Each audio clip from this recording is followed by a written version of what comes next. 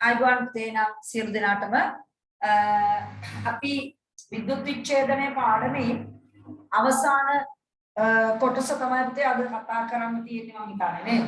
ඔව් අපි එක පන්තියකට අවසන් කරා රාස්පරින්දා ක්ලාස් එකේ ඔයාලට අද දවසේ විද්‍යුත් විච්ඡේදනයේ කොටස අවසන් වෙනවා. හරිද? right. එහෙනම් අපි මතක් කරගමු බලන්න ගිය සතියේ අවසානයේ ඔව් බෝඩ් එකේ පේන්න තියෙනවා නේද? මේ මොකක්ද? අල්පාම්ලිත ජලය නේද? අම්ල සල්පයක් තිබිච්ච ජලය තමයි අපි කිව්වා අල්පාම්ලිත ජලය කියලා. මතකයි නේද එහෙම එකක් කරා? එතකොට මොකද කරන්නේ? අපි ගත්තා කාබන් කූරු දෙකක් නේද? ඉලෙක්ට්‍රෝඩ විදියට කාබන් කූරු දෙකක් ගත්තා ධන ඉලෙක්ට්‍රෝඩයයි ඍණ ඉලෙක්ට්‍රෝඩයයි විදියට. බාහිරින් කරන්ට් එක දීලා තියෙනවා.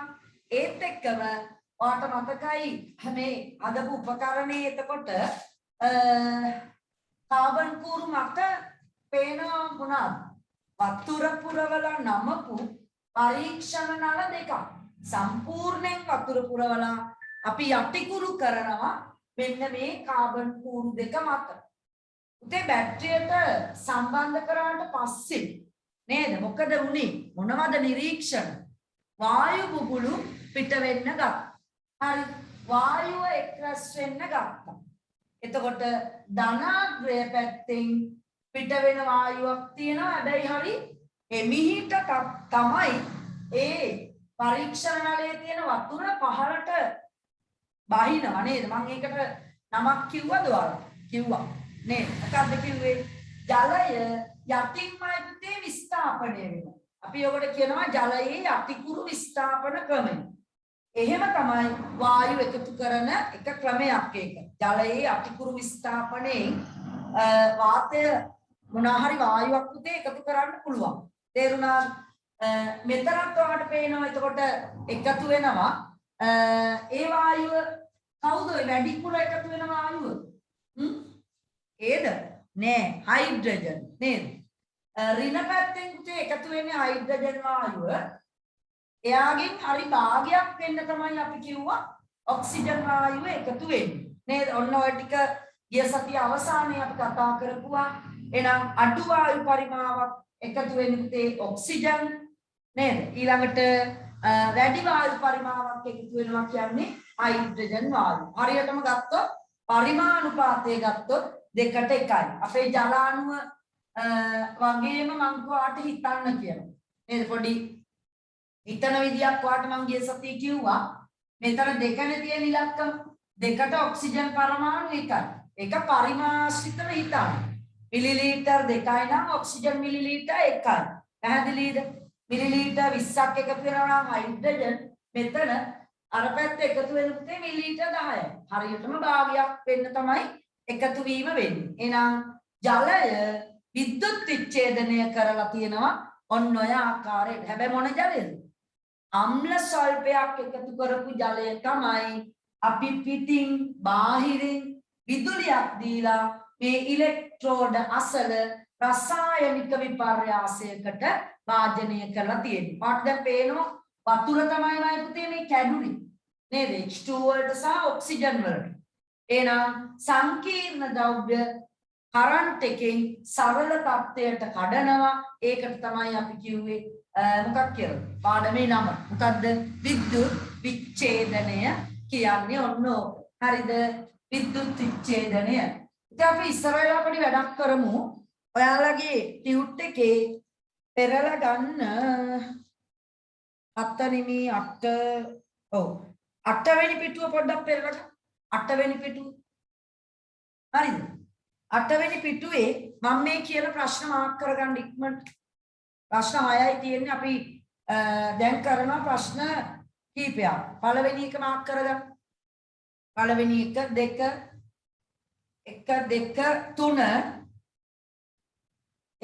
3 පළවෙනි ප්‍රශ්න 3 ඉක්මනට ඉරි ගහන්න බලන්න. පසුගිය දවස්වල උගන්වපු දේවල් වලින් තමයි ඒ පළවෙනි 1 2 3 4 5 6 අද උගන්වනවා. ඒවා බලන්න එපා දැම්ම. අන්තිම එකක් පුළුවන්. 6 වෙනි එක.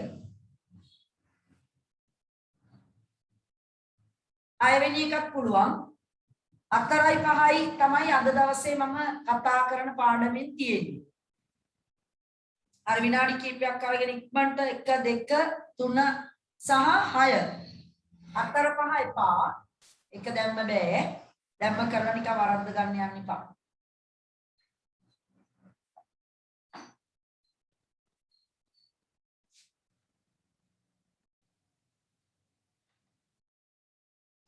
හරි. ඒත් එක්කම පුතේ මේ මම හිතන්නේ සර් ආරම්භ කරා පරිසර පාඩම ජෛව විවිධත්වය කියන එක ගිය සතියේ බ්‍රහස්පතින්දා රාත්‍රී ඉරිදා දරුවන්ට මම ගිය සතියේ කිව්වා සම්බන්ධ වෙන්න කියලා. සමහර අයට මෙලෝ 100ක් නැති අයට මතක නැති වෙන්නේ නේද?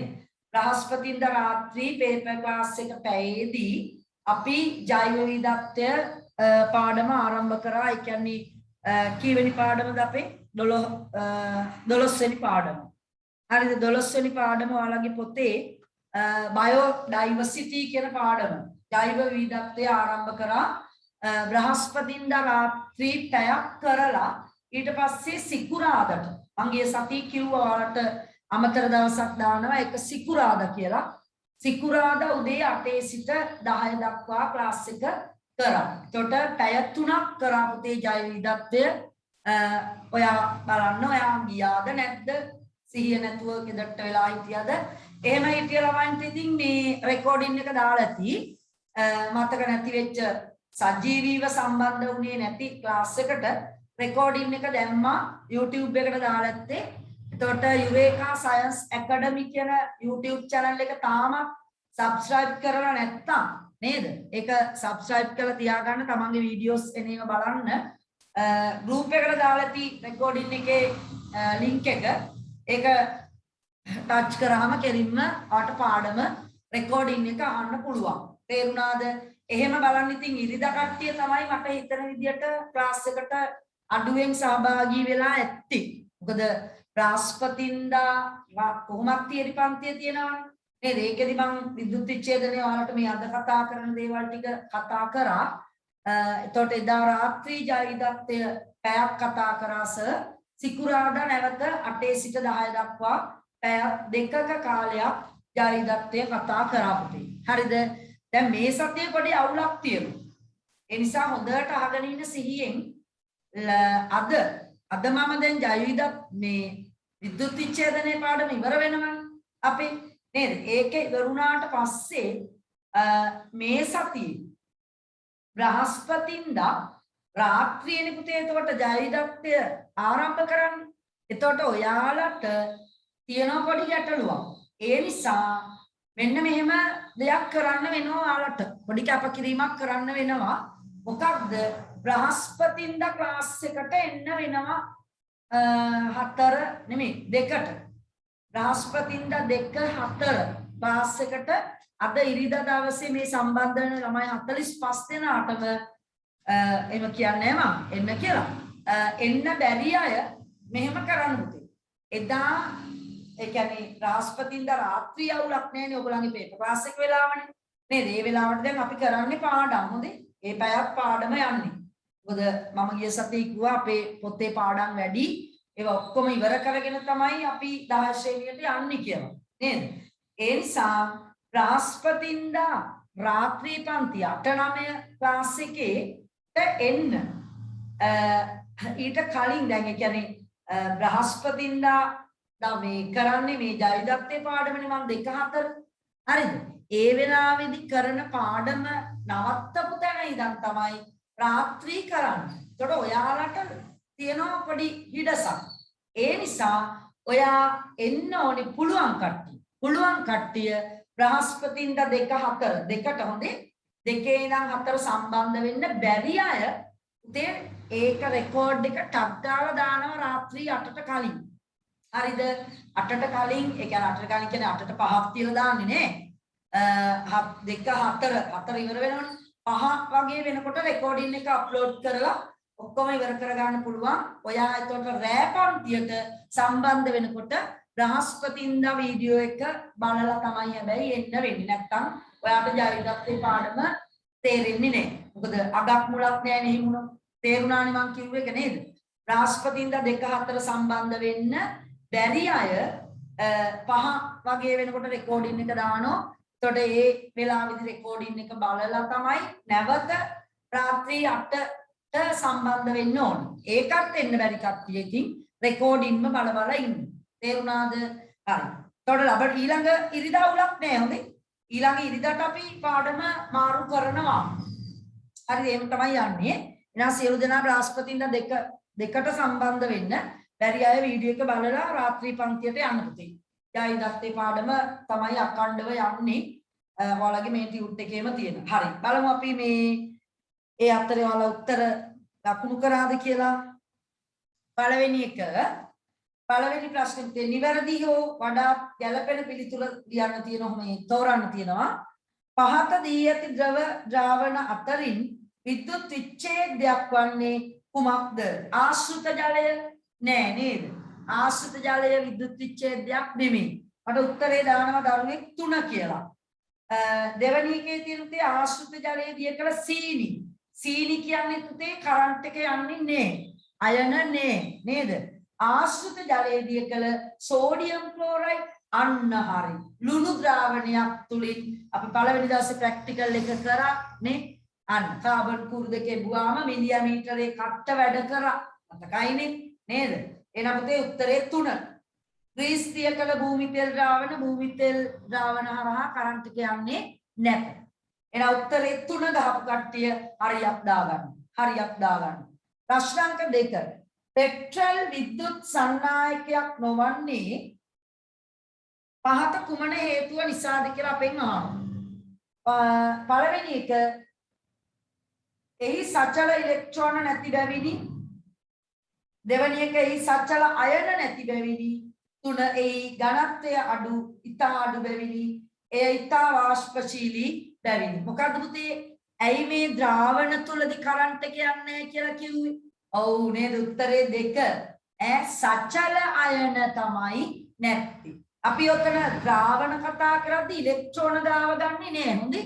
අටලවා ගන්න එපා. දැන් ඔයා පොඩි පන්ති වලදී විදුලිය කියන්නේ ඉලෙක්ට්‍රෝන ධාරාවක් කියලා ඉගෙනගෙන තියෙන්නේ. නේ?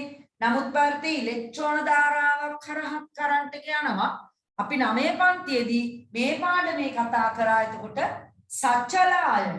ඒ කියන්නේ ගමන් කරන අයන ද්‍රාවණයක් තුලිනුත් විදුලිය යනවා කියලා. එනම් පෙට්‍රල් හරහාමයි පුතේ කරන්ට් එක යන්නේ නැත්තේ ඇයි? සචල අයන නැත. එහෙනම් උත්තරේ 2. උත්තරේ 2 ගහපු කට්ටිය හරි දාගන්න. ප්‍රශ්න අංක 3. පහත වගන්ති අතරින් සත්‍ය වගන්තිය තෝරන්න. පළවෙනි එක ඝන සෝඩියම් ක්ලෝරයිඩ් විද්‍යුත් සන්නායකයක් වේ. වැරදි නේද? ඒක සත්‍ය නෑ. සෝඩියම් ක්ලෝරයිඩ් ඝන අවස්ථාව මතකයි නේද පුතේ පරීක්ෂණේ? අර මේ සෝඩියම් ක්ලෝරයිඩ් කුඩු වල ඔයාලට මතකයි මම පෙන්නුවා. කට්ට වැඩ කරේ නෑ නේ. ඒ කියන්නේ කරන්ට් එක යන්නේ නෑ. වතුර චුට්ටක් නිකන් උරාගෙන තියුනොත් නම් පොඩි හැලවීමක් වෙයි. නමුත් ඝන අවස්ථාවේ අයන නැද්ද මයි පුතේ? අයන තියෙනවා. මම ඔයාලට පැහැදිලිව කිව්වා. අයන තියෙනවා. හැබැයි දිය වෙලා නැහැ. ඒ කියන්නේ යන්න බෑ අයන වලට නේද? නැත්තම් සෝඩියම් ක්ලෝරයිඩ් වල අයන තියෙනවා. දෙට මතක තියාගන්න. නමුත් ඒවට ගමන් කරන්න බෑ. ගමන් කරන්න නම් අපි වතුර දාලා ජලීය ද්‍රාවණය හදන්න ඕනි. එහෙම නැත්තම් උතේ සෝඩියම් ක්ලෝරයිඩ් ගන්න රත් කරලා ද්‍රව කරලා විලීන කරලා ගන්න ඕනි. එතකොට ද්‍රවයක් බවට පත් වෙනවා. ආංගේම වුණොත් සචලායන තියෙනවා. නැත්තම් නේද? එහෙනම් පළවෙනි එක වැරදි. 2 විලීන සෝඩියම් ක්ලෝරයිඩ් විද්‍යුත් සන්නායනය නොකරයි බොරු නේ. බොරු. විලීනයි කියන්නේ ද්‍රවය. ඒක හොඳට කරන්ට් එක යනවා. තුන්වෙනි එක ජලීය සෝඩියම් ක්ලෝරයිඩ් ද්‍රාවණයක් විද්‍යුතේ සන්නායනය කරයි. අන්න පුතේ හරි. උත්තරේ 3 නේ. උත්තරේ 3. ඝන සෝඩියම් ක්ලෝරයිඩ් සචල අයන ඇත්ත නිසා වැරදි. සචල අයන නේ. අයන තියෙනවද? ඔව්. හරිද? අයන තියෙනවා. සචල අයන නේ. පැහැදිලි නේද? එතනට ඕනනම් ලියා ගන්න. අයන ඇත. නමුත් සචල අයන නැත. ධන සෝඩියම් ක්ලෝරයිඩ් වල. එනවා විද්‍යුතය ගෙනියන්නේ නෑ පුතේ. 4යි 5යි අපි තව ටිකකින් කතා කරනවා. අන්තිම ප්‍රශ්න බලන්න. අන්තිම එක 6. කාබන් ඉලෙක්ට්‍රෝඩ යොදා කොපර් සල්ෆේට් ද්‍රාවණයක් විද්‍යුත් විච්ඡේදනයේදී ලැබෙන නිරීක්ෂණයක් නොවන්නේ 1. ධන ඉලෙක්ට්‍රෝඩය ෂෙයාරි මේම වෙන්නේ නෑ නේද? අපි දැන් මේ පුතේ කාබන් කූරු දෙකක් කාබන් කූරු කියන්නේ විද්‍යුත් විච්ඡේදයත් එක්ක දිය වෙන්නේ ප්‍රතික්‍රියා කරන්නේ නේ. ඒ වගේ වට අපි කිව්වා මොනවයි? අක්‍රීය ඉලෙක්ට්‍රෝඩ මතකයි නේද? අක්‍රීය. ඔන්න එහෙනම් ඒ කියන්නේ පුතේ ෂය වෙන්නේ නෑ. පළවෙනි එක වැරදි නේද? නිරීක්ෂණයක් නොවන්නේ න්යානේ ඒක තමයි ඒවන අනිත් තුන් දෙනා කියවන්නේ. ද්‍රාවණයේ නිල් පෑය අඩු වෙනවද? ඔව් අනේ නේද? ද්‍රාවණයේ නිල් පාට දෙන්නේ කොපර් අයන. ඒ කොපර් අයන පුතේ අර ඍණ ඉලෙක්ට්‍රෝඩය මත දුමුරු පාටට බැඳුනම ද්‍රාවණයේ නිල් පාට මංකව අඩු වෙනවා. හරි. ඒක හරි. ඍණ ඉලෙක්ට්‍රෝඩය මත තඹ තැන්පත් වීම ඒකත් හරි. ධන ඉලෙක්ට්‍රෝඩය අසලින් වායු බුබුලු යනවා ඒකත් හරි. එනම් පුතේ 2 හරි 3 හරි 4 හරි එක තමයි වැරදි. ඔයාලගේ උත්තර මම හිතන්නේ ප්‍රශ්න 4යි කරේ 4ම කරපු දරුවන්ගේ හරි ඇති කියලා මම හිතනවා. right. අපි යමු පුතේ නම් විද්‍යුත් විච්ඡේදනයේ අවසාන කොටස වෙත. හරිද? මතක් වෙන්නත් එක්ක මම ප්‍රශ්න ටික කතා කරේ. පසුගිය අපි කතා කරපු දේවල් මොනවද කියලා අන්තිම. හරි. හොඳයි පුතේ 4න් 4ම හරි කියලා දානවා. හොඳයි. හරි. දැන් පෑන් තියන්න පුතේ පැත්තකින්. වැරදි අඩුපාඩු හරි පස්සේ අපි ඒවා හිතමු නේද? මට මොකද පොඩි එක ප්‍රශ්නයක් වැරදුනේ. දන්න දෙයක් නේ. කියෙව්වේ නෑනේ හරියට. කලබලෙන්. ඔක තමයි විභාගෙදිත් වෙන්නේ. එහෙනම් අවසාන මාතෘකාව තමයි පුතේ විද්‍යුත් විච්ඡේදනයේ යෙදී.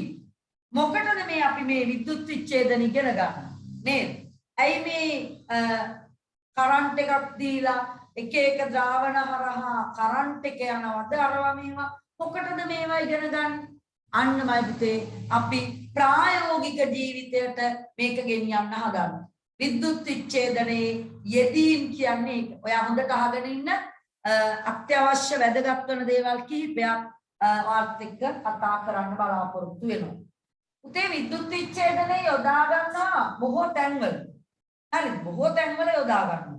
නමුත් අපි 9 පන්තියේදී කතා කරන්නේ එක අවස්ථාවක් විතරයි. හැබැයි මම අනිත් දෙන්නත් පොඩ්ඩක් කියලා දෙන්නම් පොඩ්ඩක්. මොකද මෙයා වැඩි බරක් දෙන්නේ මම 11 පන්තියට. හරිද? පළවෙනි එක තමයි මේ විද්‍යුත් විච්ඡේදනයේ යොදා ගන්නවා පුතේ. එක එක ලෝහ තියෙනවනේ. මොනවද හදන්න ලෝහ? සෝඩියම්, මැග්නීසියම්, ඔය බෝඩ් එකේ තියෙන ඇලුමිනියම්, නේ, කැල්සියම්. එහෙම ලෝහ තියෙනවා. දන්නවා ලෝහ කරන්ට් එක ගෙනියනවා නේ විද්‍යුත් සන්නායක පුතේ හොඳ ලෝහයක් නම් පැහැදිලිද? right. අපේ ප්ලැටිනම් ඇර නේද?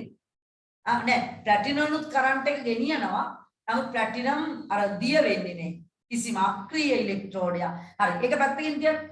සෝඩියම්, ඇලුමිනියම්, මැග්නීසියම්, කැල්සියම් ඔන්න ඔය වගේ ඔයා අහලා තියෙන එක ලෝහ කොහොමද පුතේ තියෙන්නේ? සෝඩියම් තියෙන්නේ මයි පුතේ මුහුදේ. සෝඩියම් ක්ලෝරයිඩ් විදියට. පොටෑසියම් තියෙන්නේ පුතේ KCl විදියට. මැග්නීසියම් තියෙන්නේ MgCl2. ඔන්න. Aluminium AlCl3. මේ ගොඩාක් මෙන්න මේ 10 පන්තියේ තමයි මේක ගැන මට වැඩිපුර කියලා දෙන්න පුළුවන්. මේවට අපි කියනවා පුතේ මේ ප්‍රබල ලෝහ. හරි 10 පන්තියේ 3 වෙනි වාරේ ඉගෙන ගන්න ඔයා සක්‍රියතා ශ්‍රේණිය කියලා ලස්සන ලෝහ ශ්‍රේණියක්. ඒ ලෝහ ශ්‍රේණියේ උඩම ඉන්න කට්ටිය තමයි පුතේ මේගොල්ලෝ. හරි potassium, sodium, magnesium, aluminium, calcium මෙන්න මෙයාලා. මෙයාලා හොඳට අහගෙන ඉන්න. මෙයාලාමයි පුතේ සාමාන්‍යයෙන් ස්වභාවික අපේ පරිසරයේ ඉන්නේ ක්ලෝරයිඩ් විදියට. ක්ලෝරයිඩ් ඒ කියන්නේ වතුරේ මුහුදේ. හරිද? ක්ලෝරයිඩ් විදියට තමයි ඉන්නේ. මැග්නීසියම් බැඳගෙන ඉන්නේ පුතේ ක්ලෝරයිඩ් එක. ඇලුමිනියම් බැඳගෙන ඉන්නේ වැඩිපුර ක්ලෝරයිඩ් එක. තේරුණා? සෝඩියම් බැඳගෙන ඉන්නේ ක්ලෝරයිඩ් එක. දැන් මොකද කරන්නේ? මේ කසාදේ කඩන්න ඕන. මොකද්ද කසාද? සෝඩියම් සහ ක්ලෝරීන්ගෙන් සෝඩියම් වෙන් කරලා ගන්න වෙනවා. හරි. ක්ලෝරීනුත් ගන්න පුළුවන්. ක්ලෝරීන් අපි මෙතනදි ගන්නෙ වායුවක් විදියට Cl2. ඒකත් හරි වටිනවා ළමයි. හරි. මේ කැඩීම කරාට කියලා පෞසිද්ධ වෙන්නේ නෑ. සෝඩියම් නිස්සාරණය කරනවා පුතේ, මැග්නීසියම් හදනවා, ඇලුමිනියම් හදා ගන්නවා, කැල්සියම් හදා ගන්නවා. ඒ අතරේ ක්ලෝරීන් වායුවත් අපිට නිෂ්පාදනය කරන්න පුළුවන්. හැබැයි මේක නිකම් මේ රත් කරලා කරන්න බෑ. හරි. සෝඩියම් ක්ලෝරයිඩ් ටිකක් අරගෙන රත් කරලා සෝඩියම් ටික වෙන් වෙන්න ක්ලෝරීන් ටික වාෂ්ප වෙලා යන්නේ එහෙම නේ. මෙයාලදී හරිම රසායනික වශයෙන් හරි තදින් හරි ගැම්මට බැඳිලා ඉන්නේ. එහෙම මේ රත් කරයි කියලා කඩන්න බෑ. තේරුණාද? නිකන් එකක් තට්ටු කරයි කියලා පොඩ්ඩක් එහෙම මේගොල්ලන්ගෙන් ලෝහය ගන්න බෑ. ගන්න තියෙන එකම ක්‍රමයමයි පුතේ විද්‍යුත් විච්ඡේදනය කරලා විතරයි. කරන්ට් එකෙන් විතරයි මේ දෙන්නව වෙන් කරන්න පුළුවන්. ඔන්න පැහැදිලි නේද? බැඳගෙන තියෙන විදිය හරි තදට බැඳගෙන තියෙනවා. පුතේ කඩන්න පුළුවන් විදුලියෙන්ම පමණයි. හරි. නමුත් අපි ඕක ඔයාලට මම වැඩිපුර කියලා දෙන්නේ සෝඩියම් ක්ලෝරයිඩ් වලින් සෝඩියම් ලෝහය නිස්සාරණය විශේෂ කෝෂයක් තියෙනවා. 11 පන්තියේ තියෙන ඩවුන්ස් කෝෂය. ඔය ඩවුන්ස් කෝෂය හරහා තමයි කාර්මික වශයෙන් මන්තේ දැන් අපේ ලැබ් වලට සෝඩියම් ලෝහය ගේන්න ඕනනේ. ළමයින්ට ඉගෙන ගන්න පොඩි කෑල්ලක් දැම්මම ජූස් ගාලා වතුර මත පාවෙලා වෙන සද්ද දාගෙන ගිනි අරගෙන පට්ට සරයි පුතේ සෝඩියම්. හරි. එහෙනම් එයාව නිෂ්පාදනය කරන්න වෙනම විද්‍යුත් විච්ඡේදනය කළා තමයි පුතේ ඔන්න සෝඩියම් ගන්න. තේරුණාද? එහෙනම් අපි ඒක 11 පන්තියේදී බලමු. දැනට ඔයා මතක තියාගන්න ඕනේ විද්‍යුත් විච්ඡේදනයෙන් තමයි විවිධ ලෝහ වර්ග නිස්සාරණය කරන්නේ. පැහැදිලි නේද පුතේ? ඇයි ආයි කියන්නේ? ඇහුන්නේ නැද්ද? මම කියන්නම් ආපහු සෝඩියම් වගේ ලෝහ පුතේ ඉන්නේ මං කිව්වා මුහුදේ ක්ලෝරයිඩ් විදියට. එතකොට මේ ක්ලෝරයිඩ් විදියට ඉන්න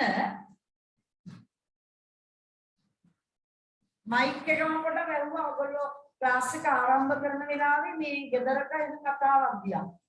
එන්න මට ක්ලාස් එකක් තියෙනවා. මොකද්ද කවුරු හරි කෑ ගැහුවා. ඒ නිසා මම මයික් එක වැළුවා මට මේ පටන් ගන්න ඕන නිසා. හරි රෙකෝඩින් එකක් දාද්දි රෙකෝඩින් එකේ කෑ ගහන නැත්නම් හරි නෑ. හරි ඒ නිසා වැළුවා පුතේ. හරි මම තව ටිකකින් ඔයාලට මයික් එක අරින්නම්. මේ විදියට විද්‍යුත් විච්ඡේදනය මගින් තමයි පුතේ මේ සමහර ලෝහ හැම එක්කෙනාම නෙමෙයි උනේ. දැන් යකඩ වගේ කට්ටිය ඉන්නොත් එයාලා වෙන් කරන්නේ මේ විද්‍යුත් විච්ඡේදනයෙන් නෙමෙයි. ඒලා ක්ලෝරයිඩ් විදියට නෙමෙයි ඉන්නේ. ඒවා ලොකු පන්ති වල තියෙන්නේ හොඳේ 10 11 තියෙනවා. Fe2O3 ferric oxide. මෙයා අපි වෙන් කරන්නේ මෙයා නම් රත් කරලා පුළුවන් පුතේ. රත් කරලා බෑ අධික උෂ්ණත්වයට රත් කරන්න 2000ක වගේ. 2000ක වගේ සෙන්ටිග්‍රේඩ් රත් කරාම යකඩ ද්‍රව යකඩ ගන්න පුළුවන්. එකක් කියනවා 10 පන්තියේදී ඔයාලත් එක්ක යකඩ නිස්සාරණ ක්‍රියාවලිය ගැන කතා කරන්න. හරිද? එහෙනම් විද්‍යුත් විච්ඡේදනය කරන්නකට ඔය සෝඩියම් ලා වගේ ටිකක් සැර පරුස පොටෑසියම් ඒ වගේ ලෝහ. හරිද? right. ඉතින් තව එකක් තමයි අනිත් අවස්ථාව. මේ විද්‍යුත් විච්ඡේදනයේ යොදා ගන්න තව අවස්ථාවක් තමයි කාර්මික වශයෙන් කෝස්ටික් සෝඩා. ඉතින් අපි විද්‍යාවේදී කෝස්ටික් සෝඩා කියන්නේ සෝඩියම් හයිඩ්‍රොක්සයිඩ් භස්මයක් මෙයා. මෙයා ප්‍රබල භස්මයක් NaOH භස්මයක්. ඔයා මතක තියාගන්න පුතේ දැම්ම ඉඳන් අගට හයිඩ්‍රොක්සයිඩ් කියන එකක් කියවෙනවා නම් ඒවා භස්ම. හරිද? අගට හයිඩ්‍රොක්සයිඩ් කියලා කියවෙනවා නම් යම් කෙනෙක් එයා භස්මයක්. හරිද? මොනවද එනම්? පොටෑසියම් හයිඩ්‍රොක්සයිඩ් තියෙනවා, මැග්නීසියම් හයිඩ්‍රොක්සයිඩ් තියෙනවා, කැල්සියම් හයිඩ්‍රොක්සයිඩ් තියෙනවා. ඔහොම උදේ මොනවා හරි හයිඩ්‍රොක්සයිඩයක් නම් උදේ භස්මයක් සෙවලයි. හැබැයි සමහර භස්ම සැරම සැරයි. මොනවද සැර? මෙයා සැර එක්කෙනෙක්. caustic soda එකවත් sodium hydroxide කියන්නේ ආයි අම්ල වගේම තමයි. අම්ලයක් අතේ ගෑවුනොත් ඒ වගේම තමයි පුතේ sodium hydroxide දනවා. කෑලි ගැලවිලා යන්න පුළුවන් sodium hydroxide. එයාටත් වැඩි සැර එක්කෙනක් potassium hydroxide KOH. අද sodium ගේ අයියා potassium සැරම සැරයි පුතේ ලෝහය. හරිද? ඒතකොට නිස්සාරණය කරන්නේ විදුලි විච්ඡේදනය හරහා සෝඩියම්ලා පොටෑසියම්ලා. ඒ වගේම සෝඩියම් හයිඩ්‍රොක්සයිඩ් කාර්මිකව නිෂ්පාදනය කරනවා විදුලි විච්ඡේදනය හරහා. ඒකත් අපි ඔයගොල්ලන්ට 9 පන්තියේදී කතා කරන්නේ නෑ. මේ නිකන් කියනවා විතරයි. හැබැයි ඔයා දැනට මතක තියාගන්න වෙනවා. හරිද? පුතේ මම caustic soda ගැන කිව්වොත් ඔයා දන්නවා. caustic soda මොනවද දන්නවද? අහලා තියෙනවද? අපි වතුර බෝතලයක් අපි හිතමු මේ වගේ එකක් අරගෙන හරි මම පොඩ්ඩක් ක්‍රමේ කියන්නම් ඔයාලට. බෝතලයක් තියෙන්නේ. මේ බෝතලේ තමයි පුතේ මැග්නීසියම් කෑලි, සින්ක් කෑලි ඒවා හොයාගන්න බැරි නම් ඔය ටකරන් තියෙන්නේ. නේද? ටකරන් දන්නවනේ ටකරන්. නේ ඔය සීට් asbestos නෙමෙයි සමහර මේ තැන් වලට දාන්නේ ඇලුමිනියම් නේද? අන්න ඒවා පුතේ ඇලුමිනියම් මොනවා හරි කෑලි පොඩි කෑලි වලට කපලා මේකට දාලා caustic soda වතුරේ දිය කරලා ඒ කියන්නේ sodium hydroxide කොහෙන්ද ගන්න? hardware වල තියෙනවා. ඔයාලට දෙනවක් දන්නේ හැබැයි මොකද මෙයා සරයිනේ පුතේ. ඒ නිසා මේ වැඩිහිටියෙක් මාර්ගයෙන් තමයි අපිට ගන්නවා නම් ගන්න වෙන්නේ caustic soda. ඔය දැන් දියසෙවල වගේ බැඳිලා තියෙන තැන් තියෙන්නේ. ඒ දිය මිදුලේ එහෙම caustic soda ටිකක් නිකන් දාන්න ටක් ගාලා දියසෙවල නැති වෙලා යනවා. ඒ කියන්නේ මාර සැරක් තියෙන්නේ. ඒ නිසා ඔයා අතේ ගා ගන්න එපා මේ පරීක්ෂණය කරද්දී. වතුරේ දිය කරලා නැත්නම් ඒ කැට ටිකක් මේකට එමීට අතින් අල්ලලා දාන්න එපා. හොඳයි. මොකකින් හරි දාලා වතුර දාන්න භාගයක් විතර. මේක ඇතුලේ සින්ක් කැබලි තියෙනවා. ඒ කියන්නේ ලෝහ කැබලි. හරිද? මේකෙන් ගහන්නමයි පුතේ බැලුමක් ගන්න. හැබැයි රත් වෙනවා පුතේ. මෙහෙම තියාගෙන හිටියොත් බෝතලේ පිපිරිලා යනවා. ඒ නිසා ඔයා වතුර බේසමක් ගන්න. ඇල් වතුර බේසමක්. අපි හිතමු බීකරේ මගේ අතේ තියෙන. මේකට වතුර පුරවලා අර බැලුමත් එක්ක තියෙන වාදනේ දාන්න ඕනි බෝතලේ මේකට. හොඳට වතුර ඒ කියන්නේ බෝතලේ බඳ හරිය උඩ හරියට වෙනකම් වතුර ගිල්වන්න. මේක ඊටාම රස්නේ ප්‍රතික්‍රියාවක්. තාපය පිටවන ප්‍රතික්‍රියාවක්. උතේ ඔයා මෙතන බැලුම පිම්බෙනවා ඔයාට පෙනෙයි.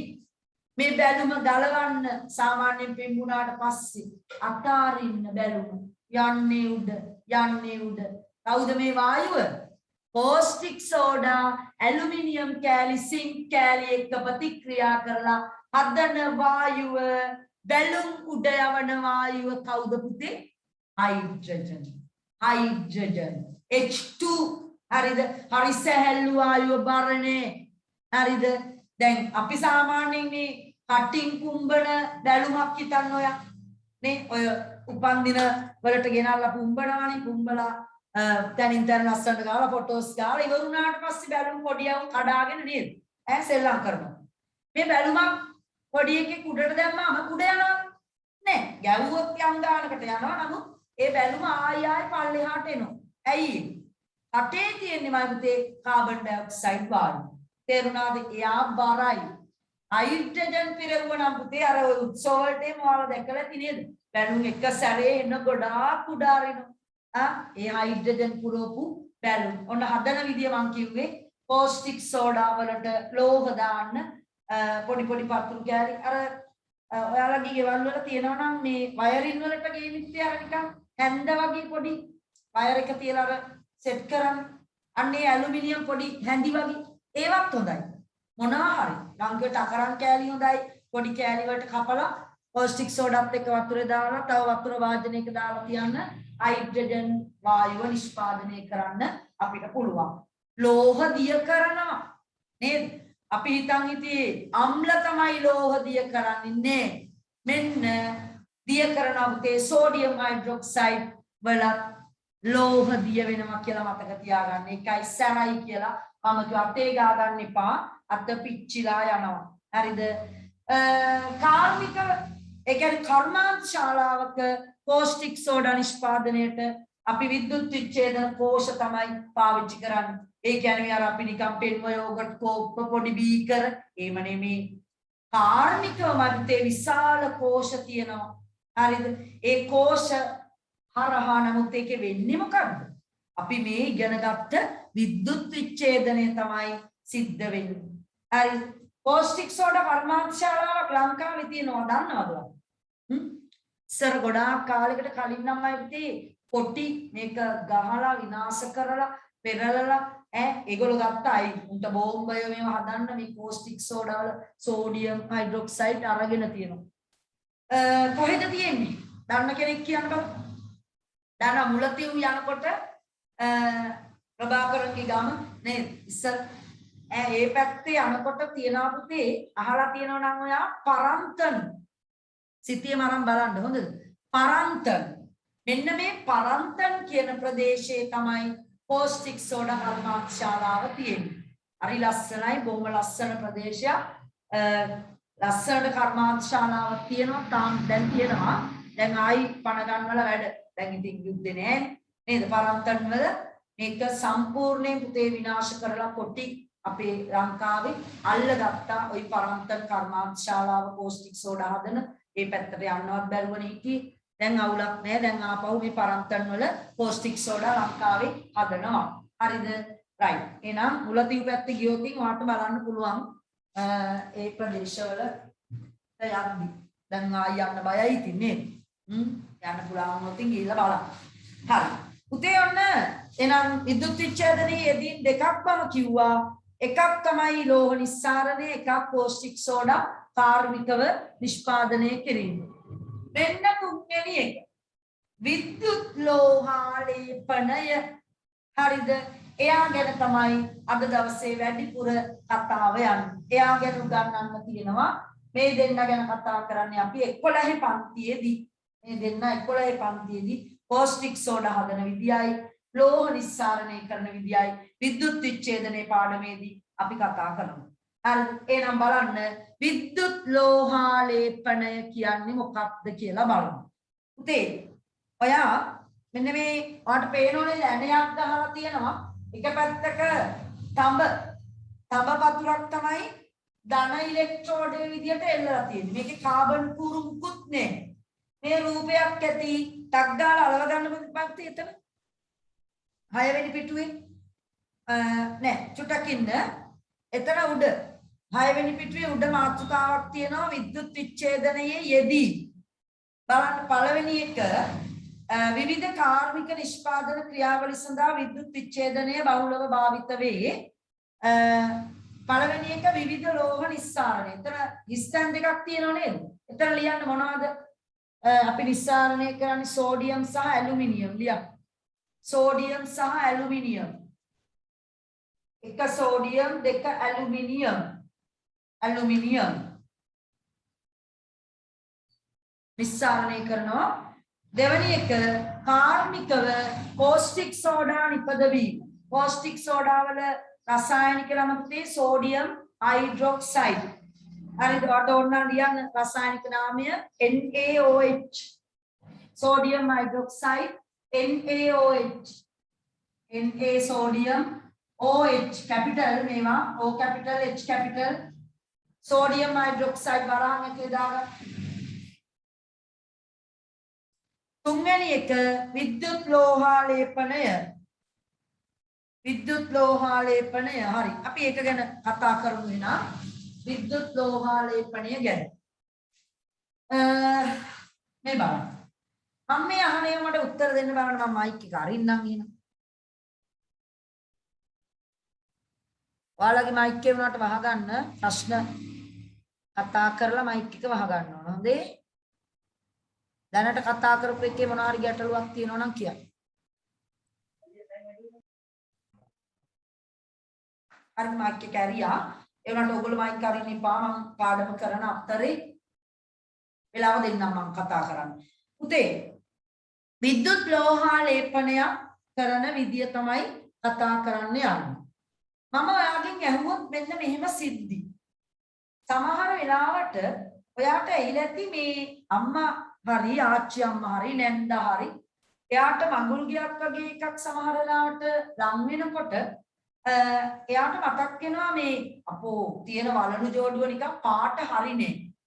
එක එක්ක ඉමිටේෂන් වලලු දෙකක් මුලින්ම නම් කඩෙන් ගන්නකොට නිකන් රත්තරන් වගේ තිබුණා. ඔය ඉමිටේෂන් වලලු දෙක.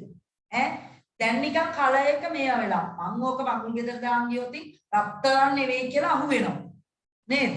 දැන් එහෙම නැත්තම් සමහර වෙලාවට රත්තරන් වලලු වෙන්නත් පුළුවන්. හැබැයි ගොඩ කල් පරණ ආච්චි අම්මගේ වගේ රත්තරන් වලලු තියෙනවනම් ඒව නිකන් පාට පොඩ්ඩක් එහෙ මෙහෙ වෙච්ච පරණ වෙච්ච ස්වභාවයක් තියෙනවා. උදේ ඒ වගේ අවස්ථාවක අහලා තියෙනවද අම්මා හරි ආච්චි අම්මා හරි මං කියෝ විදියට කියනවා ඕක පාට කරගෙන එන්න ඕක වතුරේ දාගෙන එන්න අන්න එහෙම කතන්දර කියනවා. ඉතින් අම්මා හරි ආච්චි අම්මා හරි කට්ටිය මොකද කරන්නේ? කො තාත්තට දෙනවා මේක එන ගමන් මේ පාට කරගෙන එන්නකෝ මට මගුල් ගෙදර දාන්න යන්න. එක්කෝ දානේ ගෙදර හරි කොහේ හරි මොකකට හරි දාගෙන යන්න මේක වතුරේ දාලා එන්න කියනවා. තාත්තා කියනවා අයියානේ ගෙදර වතුර නැද්ද දාගන්නවකෝ වතුරේ. පාට කරන්න පොඩි එකාට දෙන්න පාට ටිකක් දාලා දෙන්න. එහෙම පාට කිරිල්ලක් නෙමෙයි අම්මා කිව්වේ. එහෙම වතුරේ දාන එකක් නෙමෙයි අම්මා කිව්වේ. පුතේ ඔයාලා දැකලා තියෙනවා නම් මෙන්න මේ වගේ තැන්. මම ඔයාලට උදාහරණත් එක්ක කියන්නම් මතක් කරන්න. එක තැනක් තමයි මෙතන අපේ ගෙවල් වලට ටිකක් එහා ගොතටුව හන්දිය. එතන තියෙනවර කඩයක් ඉස්සරහා පොඩි පෙට්ටි කඩයක්. ඒ මාමා ගාව තියෙන ওই පාට කරන පොඩි ගැජට් එකක්. හරිද? එතන ගහලා තියෙනවා රත්තරන් මොනවාද? මේ ඒ බාණ්ඩ පාට කරනු ලැබි. වතුරේ දාන්න ලැබි. හරි මොකක් හරි ගහලා. අනිත් ප්ලේස් එක තමයි බද්දගම ටවුන් එක හරි බස් ස්ටෑන්ඩ් එක හරි එහෙම ඉන්න දරුවෝ දැකලා තියෙනවා නම් අර සුමග පාර තියෙනව නේද? දැකලා තියෙනවද? එතන තියෙනවා ওই මම කියන ගැජට් එකක් සහිත තැන. හරි පොඩි පෙට්ටි කඩයක්. එහෙම නැත්නම් ගාල්ල පැත්තේ ඉස්කෝලවල යන අය උතේ කළුවැල්. ඔය රත්තරන් බඩු සාප්පු තියෙන පේලියටනේ කළුවැල්. ඒ හරියේ ස්වර්ණාභරණ සාප්පු ඉස්සරහා ගොඩක් වෙලාවට පොඩි නිකන් කරත්තයක් වගේ තියාගෙන පොඩි මේ එකක් ලෑල්ලක් උඩ නේද? පියන් ඉන්නවා එතනක් ගහලා තියෙනවා ඔය බාණ්ඩ පාට කරනු ලැබෙන. මම පුතේ මොකද්ද මේ පාට කරනවා කියන්නේ? අර අව පැහැවෙච්ච නිකන් කැට වෙච්ච ඒවයි රත්තරන් ආලේප කරලා දෙනවා පුතේ පිටින්. හැබැයි ගිය ගමන් මේ වැඩේ කරන්න බෑ. ටිකක් වෙලා යනවා. මම පුතේ දීලා එන්නත් බෑනේ නේද? අපි බලමු ඔන්න සිද්ධිය තමයි මම සාමාන්‍ය ජීවිතේ මේ බාණ්ඩ පාට කරනවා බාණ්ඩ වතුරේ දානවා කියලා යන්නේ ඒ ලෝහ බාණ්ඩ. ප්ලාස්ටික් බෑ හොඳේ. ඒ කරන්ට් එක යන්න ඕනේ. විද්‍යුත් විච්ඡේදනයක් තමයි පැටවු ඔතන වෙන්නේ. එහෙනම් මම ඔයාට ওই බාණ්ඩ පාට කරන විදිය දැන් උගන්වන්න යනවා. පුතේ ඔයාට කියලා දීලා තියෙනවා ධන පැත්තේ ඉලෙක්ට්‍රෝඩය තමයි පුතේ ඇනෝඩය. මම ඒ නමක් කිව්වනේ ගිය සති ඇනෝඩය ඒ වචනේ ඕනේ ධනාංගයට සම්බන්ධ වෙන එක්කෙනා ධන ඉලෙක්ට්‍රෝඩය. ඍණ කැතයි මම කිව්වා කැතෝඩය කියලා නේද? කිව්වා නේද ගිය සතියේ? කැතෝඩය ඍණ පැත්ත කැත පැත්ත. මයි පුතේ ඒ ඉලෙක්ට්‍රෝඩය ඔය දෙන්න තමයි අපි අල්ලගන්නේ. එහෙනම් ඔන්න අම්මගේ චේන් එකක් තියෙනවා පුතේ නිකන් කළු පාට වගේ වෙච්ච පරණ නිකන් රත්තරන් තමයි හැබැයි නිකන් පාට වෙනස් වෙලා. ඕක පාට කරන් එන්න කියලා කියනවා. දැන් ගිහිල්ලා අර මං කිව්වා වගේ ස්ථානයකට ගිහිල්ලා දෙනවා මෙන්න මේක මට පාට කරලා දෙන්න කියලා. එයා කරන වැඩේ තමයි පුතේ ඔයා ගෙනිහිල්ලා දෙන මුද්දද ඔයා ගෙනිහිල්ලා දෙන වලල්ලද චේන් එකද හැන්දද මෙතන නම් තියෙන ඇණයක් පාට කරන්න දාලා තියෙන්නේ. හරිද? අපි ඒ බාණ්ඩේ පුතේ මාමා ඍණ පැත්තට එල්ලනවා. ඒ කියන්නේ ඍණ වයර් එකේ ඉලෙක්ට්‍රෝඩය විදියට කැතෝඩය විදියට ඔය චේන් එක හරි මුද්ද හරි වලල්ල හරි හැන්ද හරි ඇනේ හරි ඒ භාණ්ඩේමයි පුතේ ඍණ පැත්තට සම්බන්ධ කරනවා. එයා තමයි පුතේ කැතෝඩය. ඍණ ඉලෙක්ට්‍රෝඩය ඒ භාණ්ඩේ මාරු කරන්න බෑ. මතක තියාගන්නමයි පුතේ කැත හින්දානේ මේ පාට කරන්න යන්නේ. කැත ඍණ නේද? දැන් ඕක අමතක වෙන්නේ නැහැ. කැත ඍණ කැතෝඩය ඒ වෙනුවට තමයි ඔයා ඒ භාණ්ඩ එල්ලන්නේ. එහෙම එල්ලලා විතරක් මදි. ඔයාට ගන්න ඕනි රත්තරන් නේද? රත්තරන් පොඩි කෑල්ලක්. රත්තරන් පොඩි ලෝහ කෑල්ලක් එයා ගාව තියෙනවා පුතේ. ඒක එයා ධන පැත්තේ ඉලෙක්ට්‍රෝඩය විදියට ඒක සම්බන්ධ කරන්න ඕන. තේරුණාද? ධන පැත්තේ ඉලෙක්ට්‍රෝඩය විදියට ඒක සම්බන්ධ කරනවා. ඔන්න කරන වැඩි. රත්තරන් කෑල්ලක් ධන ඉලෙක්ට්‍රෝඩය විදියට හයි කරා. ඒත් මදිමයි පුතේ. හරිද? දැන් ද්‍රාවණේ ඕනනේ. ද්‍රාවණේ විද්‍යුත් විච්ඡේදය. මේ දෙන්න විතරක් ඉලෙක්ට්‍රෝඩ දෙක හයි කරලා හරියන්නේ. මේක ද්‍රාවණයක් හදා ගන්න ඕනේ. ඔය ද්‍රාවණේ ඔයා මතක තියාගන්න. ඔයාට ගන්න ඕන ලෝහය රත්තරන්නේ. රත්තරන් ලවණයක් තමයි ද්‍රාවණයක් තමයි විද්‍යුත් විච්ඡේදනයට යොදා ගන්න ඕනේ. රත්තරන් ලවණ ද්‍රාවණය. එහෙම ඒවා තියනවද මිස්? තියෙනවා. තියෙනවා පුතේ රත්තරන් ලවණ ද්‍රාවණයක් ත්‍යාගාව අපි ඔකට කියන්නේ ඕරම් සයනයිඩ් කියලා. AuCN සයනයිඩ් වස නේද?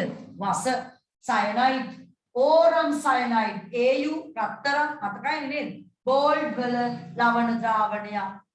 පුතේ එහෙනම් මම ඔයාගේ මේ බෝඩ් එකේ තියෙන ප්‍රැක්ටිකල් එකට එන්නම්. මේ තියෙන්නේ පුතේ ඇණයක්. යකඩ ඇණයක්. යකඩ මලකඩ කනවනේ.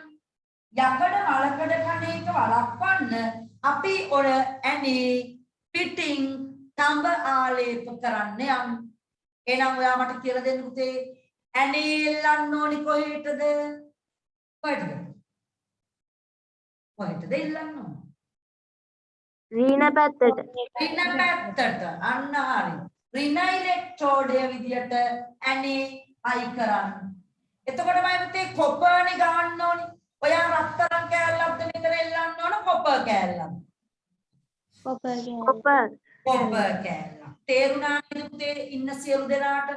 ඒ ආලේප කරන්න ඕන ලෝහය තමයි ඇනෝඩය ලෙස සම්බන්ධ කරන්නේ. ධන ඉලෙක්ට්‍රෝඩය විදියට. ඍණ ඉලෙක්ට්‍රෝඩය වස්තුව, ධන ඉලෙක්ට්‍රෝඩය අපි මෙයාගේ ආලේප කරන්න ඕන ලෝහය තමයි එල්ලන්නේ. හරිද? ඊට පස්සේ පුතේ දැන් ද්‍රාවණිය ඕන නේද? රත්තරන් ද්‍රාවණයක් හරියන්නේ නේ. අපි ගාන්නේ මේකේ කොපර් නම් කොපර් ලවණයක් තමයි විද්‍යුත් විච්ඡේදනය කරන්නේ. පුතේ අපි දන්නේ ඉතින් සුපුරුදු කොපර් ලවණය මොකක්ද? Copper sulphate. Sulphate. very good. Copper sulphate. ලානිල් පාට ද්‍රාවණි. පයිප්තේ නම් කරන්ට් එක සපයලා ඔහොම අපි ඉතින් බලාගෙන ඉන්නවා. වෙන්න බොලේ බලාගෙන ඉන්නකොටමයි පුතේ මෙයා ලස්සනට තඹ තැන්පත් වෙනවා. ඒක තව තියෙනවා පුතේ මට විස්තර කරලා දෙන්න. හරි තව ටිකකින් විස්තර කරලා දෙන්න. අපි ඉස්සරලා රූපය ලැබුවද බලන්න. මේ විදිහට රූපේ කපලා අලව ගන්නටක් ගන්න. වීඩියෝ එකක් තියෙනවා අපි ඒක බලමු. රූපේ ඉක්මනට ඔයාලගේ රූප කොලෙන් කපලා අලව ගන්න. එතන ඉස්තරක් තියෙනව නේද උඩ? ඒක පුරවන්න. විද්‍යුතේ යොදාගෙන කිසියම් ලෝහයක් වෙනත් පෘෂ්ඨයක් මත ආලේප කිරීම ලියන්න විද්‍යුත් ලෝහාලේපනය. විද්‍යුත් ලෝහාලේපනය.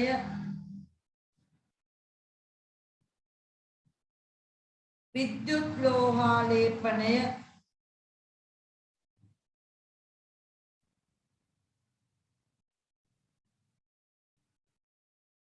හරිද? රූපෙත් හරිද පුතේ? කපලා අලව ගත්තද? දැන් අලවන්න නැත්නම් ඔක මතක නැතිනවා.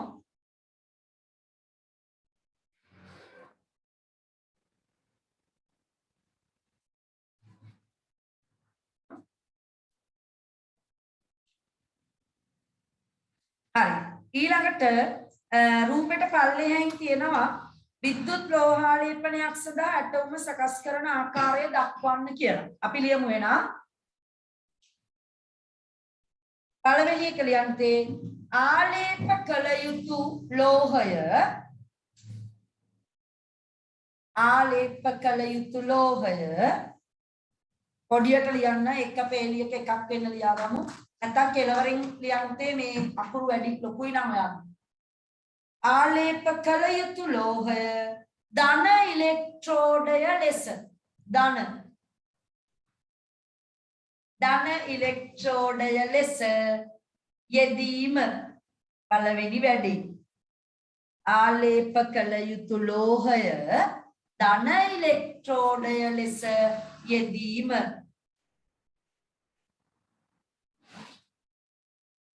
දෙක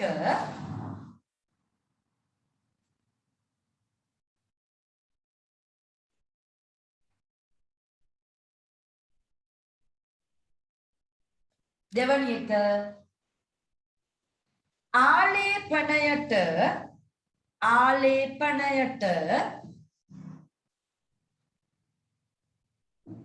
වාජනය වන අපි මේ කරුණු තුන ලියාගෙන වීඩියෝ එක බලමු. වීඩියෝ එක ඇවිල්ලා තියෙන්නේ හැමෝගෙම ෆෝන් එකට ලැප් එකට. දැන් හොඳේ එවලා තියෙන්නේ. පේනෝනේ වයර් වගේකුයි බැටරි වගේකුයි රූපයක් නේද? ඒක ලොකු කරලා තියාගන්න. මාව ලොකු කරගන්න එපා හොඳේ. ආලේපනයට වාජනය වන භාණ්ඩය වස්තුව නැත්තම් භාණ්ඩය ඇනේ හැන්ද මුද්ද පළල්ල චේන් එක ඒවා. භාණ්ඩය ඍණ ඉලෙක්ට්‍රෝඩය ලෙස ඍණ ඉලෙක්ට්‍රෝඩය ලෙස සවි කිරීම යෙදීම නේද? ඕනි කල්ලියා.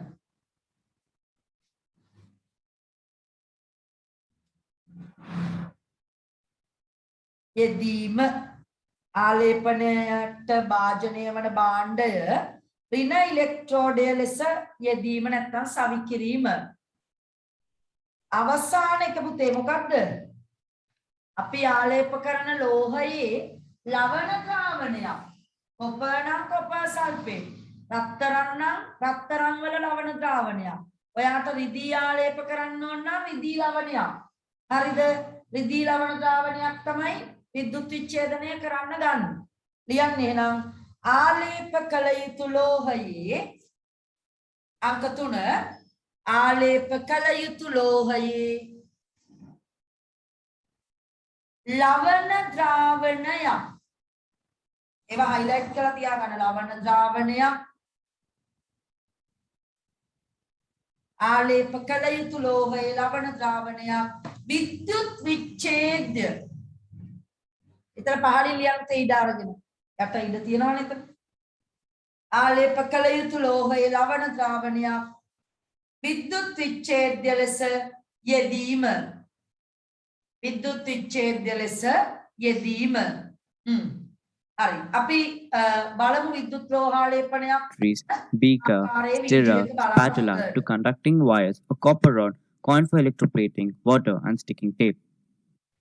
To make the circuit component of our experiment, I am taking 2 AA batteries and I am taping the positive end with the negative end with some tape.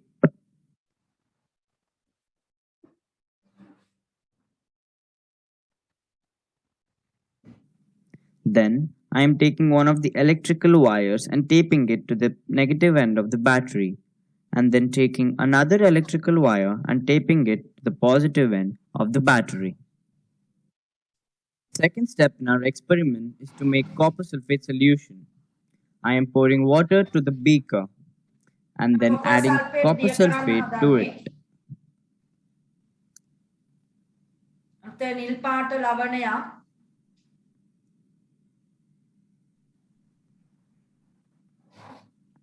And then I will continue to stir until all the crystals are dissolved completely in the water. We can now see that after continuous stirring, the crystals are completely dissolved in water. Next, we need to prepare a coin for electroplating by removing any dust or grease particles present on it. Next, I am taking the copper rod and taping it to one end of the beaker. Taking the negative side of the wire, I'm attaching it to the coin and taping it. Then, taking the positive side of the wire, I am taping it to the copper rod.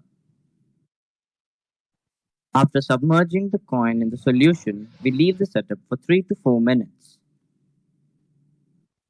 Here, the copper acts as the anode and the coin acts as the cathode. We need to ensure that the cathode and the anode do not touch each other. Otherwise, electricity will flow through them, which we don't want to happen. After some time, we can see that copper has started coating on the coin. දැක්කා නේද? Coin එක තඹ පාට වෙලා තියෙනවා. While this process is going on, we can observe that copper particles are floating in the solution.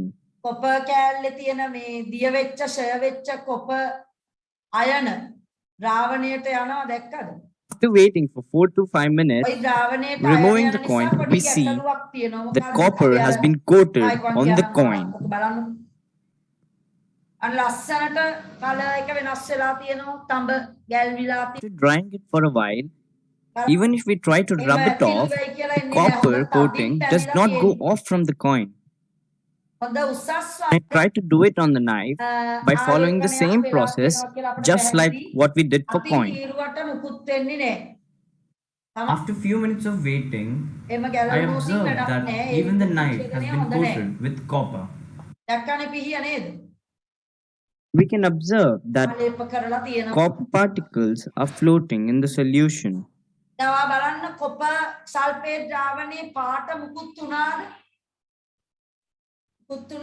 After waiting for 4 to 5 minutes, removing the coin, we see that copper has been coated on the coin.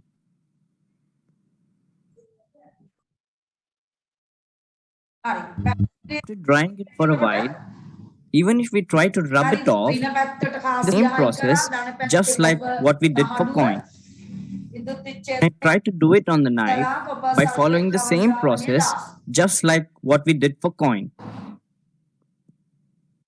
After few minutes of waiting, I observed that even the knife has been coated with copper.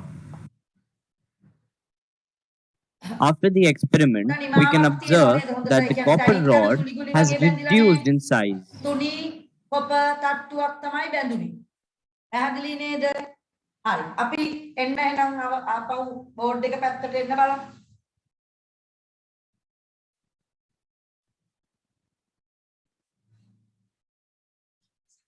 Copper sulphate කඩවල් වල තියෙනවා පුතේ. ඔයි ඖෂධ වෙළඳසැලවල තියෙන ආයුර්වේද අන්න ඒවා තියෙනවා. හරි කොපර් සල්ෆේට් පල් මොනවාද පල්මානික්කම් කියලා ඉල්ලුවාම දෙනවා කොපර් සල්ෆේට් ගන්න පුළුවන්. හැබැයි ඒ සාමාන්‍ය වෙළඳසැලවල වල තියෙන ඒවා හොඳටම පිරිසිදුම නෑ. හරිද? ඔයාලගේ ඉස්කෝලවල ලැබ් එකට එන ඒවා තමයි හොඳ ආයි ක්වොලිටියෙන් වැඩි. අරවා ඉතින් හොඳයි ඒත් ඉතින් කොපර් සල්ෆේට් තමයි ඒවා ඒත් නිල් පාට තමයි. හරි කඩේ තියෙනවා හොඳේ. ඒ කියන්නේ නිකන් සාමාන්‍ය බඩු ගන්න කඩවල වල නෑ. ඖෂධ වෙළඳසැලවල තියෙන ඒ වගේ මේ බඩු විකුණන අන්න ඒ වගේ තැන් වල තියෙනවා. ගෙන්න ගන්න පුළුවන්. හරි. දැන් බලන්න මම පුතේ බෝඩ් එක නැවත මට දැන් මේකේ විස්තර ඒවා දැක්කා. නේද? ඒ කියන්නේ මොකද වෙන්නේ කියලා මම දැන් කිව්ව විදියට හයි කරන විදිහ පැහැදිලි. ඒ වගේම නිරීක්ෂණ පැහැදිලි. හරි මට දැන් මේ නිරීක්ෂණ පහදන්න තමයි තියෙන්නේ. මේ බලන්න. පැහැදිලි කිරීම වැඩිපුර හැබැයි අපි 11 පන්තියේදී කතා කරන්නේ දැනට මම මේ විදියට ඔයාලට කියලා දෙන්නම්. පුතේ මෙන්න බලන්නකෝ වෙන වැඩි. කොපර් තහඩුව ගන්නව බලන්න ඔයා හොඳේ. කොපර් තහඩුව. රිමෝට් එක නැහැ පුතේ මගේ අතේ මේ ලැප් එකට නැමෙන්න වෙනවා. ඔන්න බලන්න. කොපර් සල්ෆේට් ද්‍රාවණයට අපි කොපර් රොඩ් එක කොපර් හවුද කොපර් තහඩුව හයි කරා ධන පැත්තට හයි කරේ. හරිද? රයිට්. දැන් බලන්න. ඒ ධන ඉලෙක්ට්‍රෝඩය පැත්ත නේද? අනිත් පැත්තටමයි පුතේ හයි කරනවා අපි යකඩනේ. කැතෝඩය කැතයිනි කැත පැත්තට අන්න ඍණ ඉලෙක්ට්‍රෝඩය විදියට ඇනේ හයි කරා මාරණයක් නේද? ඔළුව නැති ඇණයක් යා.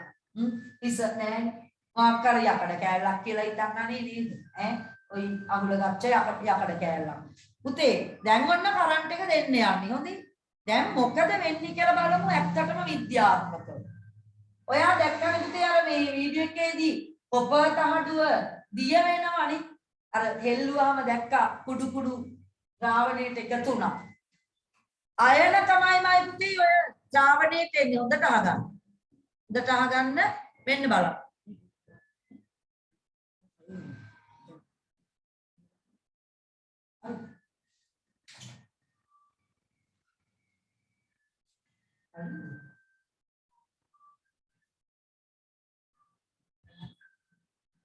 හරි මෙන්න මෙහෙම වැඩක් වෙනවා ළමයි මේකේ තියෙන කොපර් පරමාණු වලින් නේ මම පුතේ දැන් මේ කොපර් තහඩුවක් කැඩිලා තියෙන්නේ නේද ඔයා දැකලා තියෙනවනේ කොපර් තහඩු යාරි මේම නෑ කොපර් කම්බි නම් මගේ ගාව තියෙනවා කොපර් කම්බි රෝලක් මේ මේ තියෙන කොපර් ඔන්න පාට පේනවනේ වාට නේද මේ ඔන්නේ හරිද රයිට් එහෙනම් ඔය තහඩුවේ කොපර් පරමාණුමයි පුතේ ඔයා පරමාණු දන්නවනේ අන්න ඔය කොපර් පරමාණු අන්න මේ කෑල්ලක් තමයි යවුවේ දිය වෙලා යනවා කියලා පෙන්නනවා දිය වෙලා ගිහිල්ලා ඒ කොටස කොහෙටද බලන්නමයි පුතේ දැන්පත් මෙන්න මේ පැත්තේ ඇවිල්ලා වැදුනානේ ඒ කියන්නේ වාට පැහැදිලි මේ දිය වෙවි එන දේවල් තමයි යකඩ ඇනීමට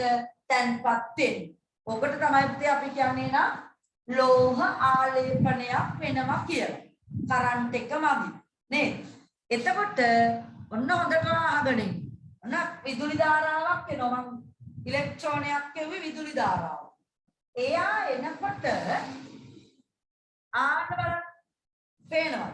Cu2 ධන අයන ඒවා වැඩි හිතන්න එපා හොඳේ ඒවා අපි 11 පන්ති කතා කරන ඒවා ඔයාට දැන් ටිකක් නිකන් යන්තම් කියලා දෙන්නම් කොපර් පරමාණුමයි පුතේ ගැලවි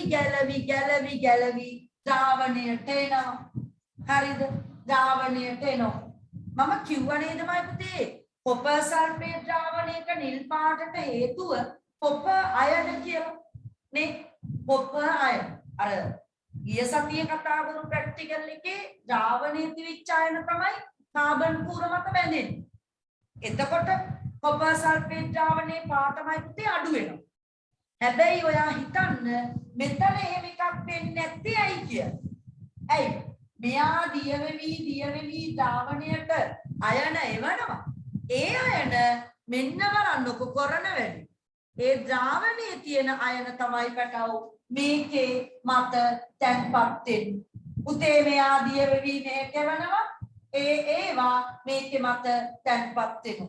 එතකොට අර ද්‍රාවණයේ තිබිච්ච අයන වලට වෙනසක් වෙන්නේ නැහැ. මම ඒක මෙහෙම වාට තව චුට්ටක් පැහැදිලි කරන්න. ක්ලාස් එකේ ළමයි ඉන්නවා පුතේ 100ක්. අපි හිතමු මගේ ඉස්සර ළමයි 100ක් ඉන්නවා අපේ ක්ලාස් එකේ. ඉතියන්නේ නේද? මතකනේ ඔයගොල්ලෝ වෙනදා අද දවසේ ඉන්නේ ගොඩක් වෙලාවට දඟුලේ දරුවන්. එහෙම හරි අපේ ගෙදර පන්තිය හරි මතක නම් ළමයි ඉන්නවා පුතේ 100ක් අපි හිතමු. පිටිපස්සේ දොරකින් ළමයි 10ක් යනවා පිට වෙලා. තව ළමයි 10ක් ඇතුළට එනවා අනිත් ඉස්සරහ තියෙන දොර. වෙනසක් වුණාද? නැහැ. 100ක් හිටියා නේද? දැන් තේරෙනවා. 100ක් හිටියා 10ක් ගියා අනිත් පැත්තෙන් 10ක් ආවා. වෙනසක් නැහැ නේද මයිබුදු? මෙතන කොපර් තහඩුව දිය වෙවි කොපර් අයන අපි හිතමු 10ක් එවනවා. ඔය 10 දෙනා හරි නැත්නම් ද්‍රාවණයේ හිටිය 10 දෙනා හරි නේද? මේකේ තැන්පත් වෙනවා. අඩුවක් වෙනවද මයිබුදු? නෑ. ඇයි? මෙයා දිය වෙවි එවනවා. ඒකේව තමයි මෙතන තැන්පත් වෙන්නේ. එහෙනම් වාට පැහැදිලි වුණා ඔන්න ද්‍රාවණයේ පාටමයි පුතේ මේ අවස්ථාවේ වෙනසක් වෙන්නේ නැහැ. පැහැදිලිද? right. ඔන්න අපි විදුලිය මගින් විද්‍යුත් විච්ඡේදනය මගින් ලෝහයක් තවත් පෘෂ්ඨයක් මත ආලේප කරන විදිය. පැහැදිලිද? එහෙනම් හයි කරන විදිමයි පුතේ වගින් අහනවා විභාගෙදී. ඍණ පැත්තට මොකක්ද? චේන් එකද මුද්දද වලල්ලද මතක. ධන පැත්තට අපි ආලේප කරන්න යන ලෝහය. අනිත් සිද්ධිය ආලේප කරන්න යන ලෝහයේ ලවණ ද්‍රාවණයක් තමයි විද්‍යුත් විච්ඡේද්‍ය විය යුත්තේ. හරි නේද? මං හිතන්නේ පැහැදිලි. එමීට මං වාට ඒක කියලා දුන්නා. එහෙනම් අපි ඔය ටික ලිව්වා. ඒ ටික ලියලා තියෙන්නේ. ඊළඟ යන්න පුතේ මේ 7 වෙනි පිටුවේ උඩම බලන්න මොකක්ද දාලා තියෙන ප්‍රශ්නේ කියලා. පුළුවන් ද බලන්න. ඉහත ඇටවුමේ දක්නට ලැබෙන නිරීක්ෂණ මොනවාද? මොනවාද පුතේ නිරීක්ෂණ? තඹ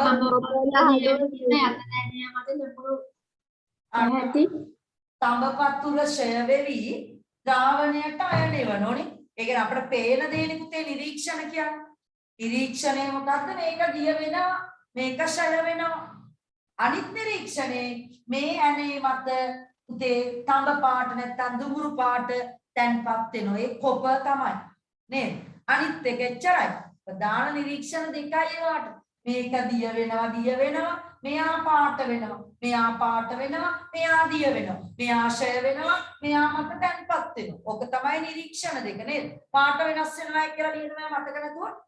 ද්‍රාවණයේ පාට අඩුවේ. ඒ කාබන් කූරු දෙකක් දාලා තියුණා නේද? දැන් මෙතන කොප තේරුණා නේද පුතේ? ලෝහය තියෙනවා නම් එයා දිය වෙනවා. එහෙනම් මම අහනවා ප්‍රශ්නයක්. මේ කොප කියන්නේ මම පුතේ සක්‍රීය ඉලෙක්ට්‍රෝඩයක්ද අක්‍රීය ඉලෙක්ට්‍රෝඩයක්ද? සක්‍රීය ඉලෙක්ට්‍රෝන. සක්‍රීයයි. පැහැදිලි නේද? හොඳයි. හොඳට අහගෙන ඉඳලා තියෙනවා. අපි අක්‍රීයයි පුතේ දිය වෙන්නේ නැහැ. ද්‍රාවණයත් එක්ක ප්‍රතික්‍රියාවක් නැහැ. ඡය වෙනවා නම් ඒවා සක්‍රීය ඉලෙක්ට්‍රෝඩ. තේරුණා නේද? රයිට්. එහෙනම් ලියමු අපි නිරීක්ෂණ දෙක. අංක 1 තඹ පතුර ක්‍රමයෙන් ඡය වීම. තඹ පතුර තඹ තහඩුව නැත්තම් තඹ තහඩුව නැත්තම් තඹ පතුර ක්‍රමයෙන් ඡය වීම.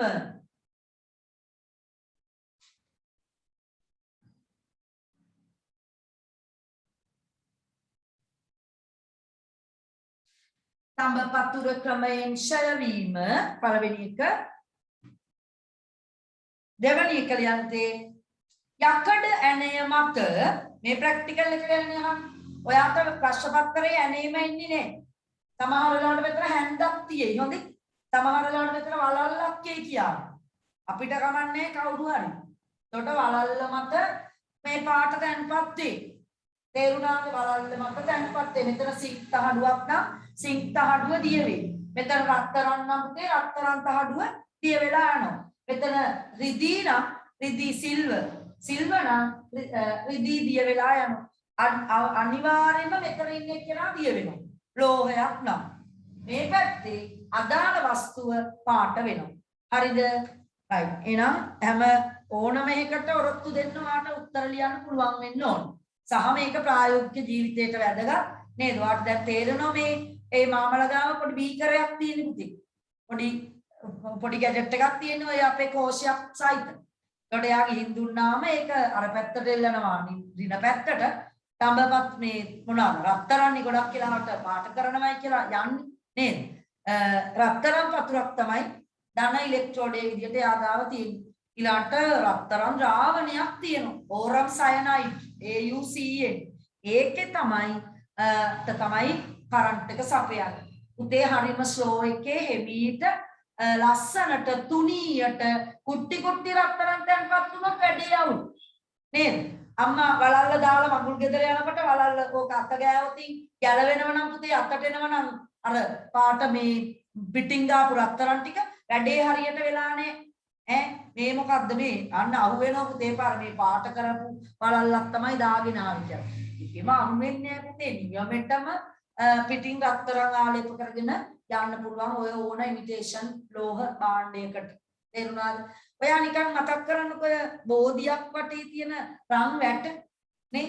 ඔයා හිතන්නේ තනිකර රත්තරන්ද නේ? ඒවමයි පුතේ යකඩ. ඒ යකඩ වටා රත්තරන් දාලා තියෙන්නේ. කොහොමද ගෑවේ? විද්‍යුත් විච්ඡේදනය අරහ. පැහැදිලිද? එහෙනම් තව තැනක් මම කියන්නේ. පණිට්ටු නේද? එදා මට රාජපතිලා ක්ලාස් එකේ ළමයි නම් එයාලම කිව්වා. විත් කියනවා අපිත් දන්නව නේද?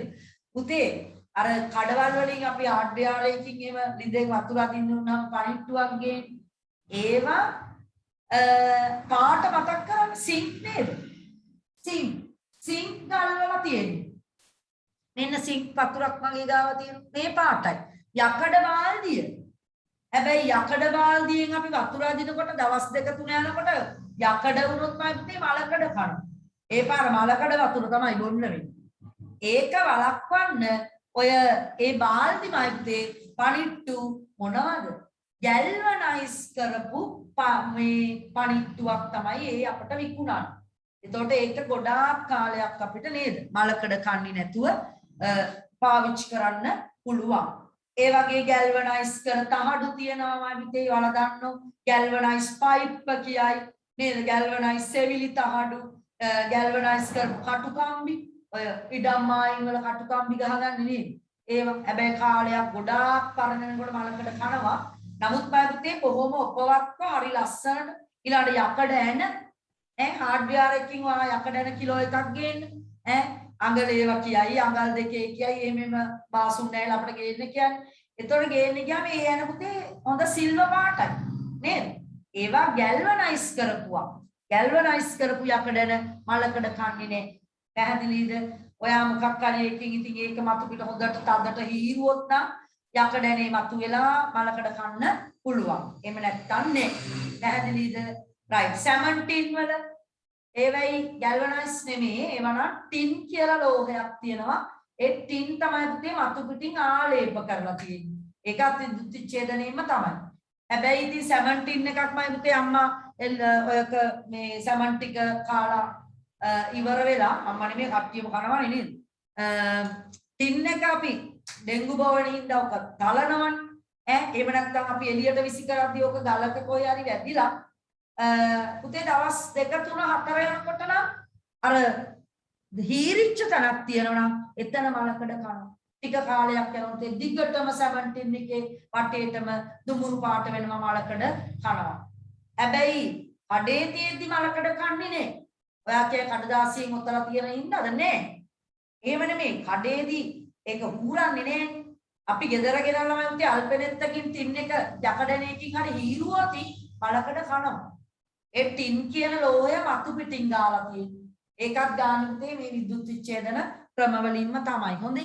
හරි. එහෙනම් ඔන්න මම සාමාන්‍ය ප්‍රායෝගික ජීවිතයේ තියෙන දේවල් ඔයාලට කිව්වේ. ප්‍රශ්නාංක 3ට උත්තරයක් ලියන්න ළමයි. ද්‍රාවණයේ පැහැ වෙනස් වේද නොවේද? නොවේ. වෙනස් වෙන්නේ නැත. එහෙනම් අපි දෙක ලිව්වේ නැද්ද? අර ඉස්සර නිරීක්ෂණ වල. ලිව්වා. යකඩණිය මත දුඹුරු පැහැති ද්‍රව්‍යයක් බැඳීම ලිව්වේ නෑ නේද? ඔව්. යකඩ ඇණිය මත දුඹුරු පැහැති ද්‍රව්‍යයක් බැඳීම වරහන් ඇතුලේ ලියන්න තේ තඹ කියලා. තඹ තමයි දුඹුරු පාටට තැන්පත් වෙන්නේ. තඹ. හරි. ඊළඟට උත්තරේ වෙනස් නොවේ. පැහැ වෙනස් නොවේ. අපි ඒක ලියමු පොඩක් වාක්‍යයකින්. ඉස්සරහින් ලියන්න ද්‍රාවණයට සෑම විටම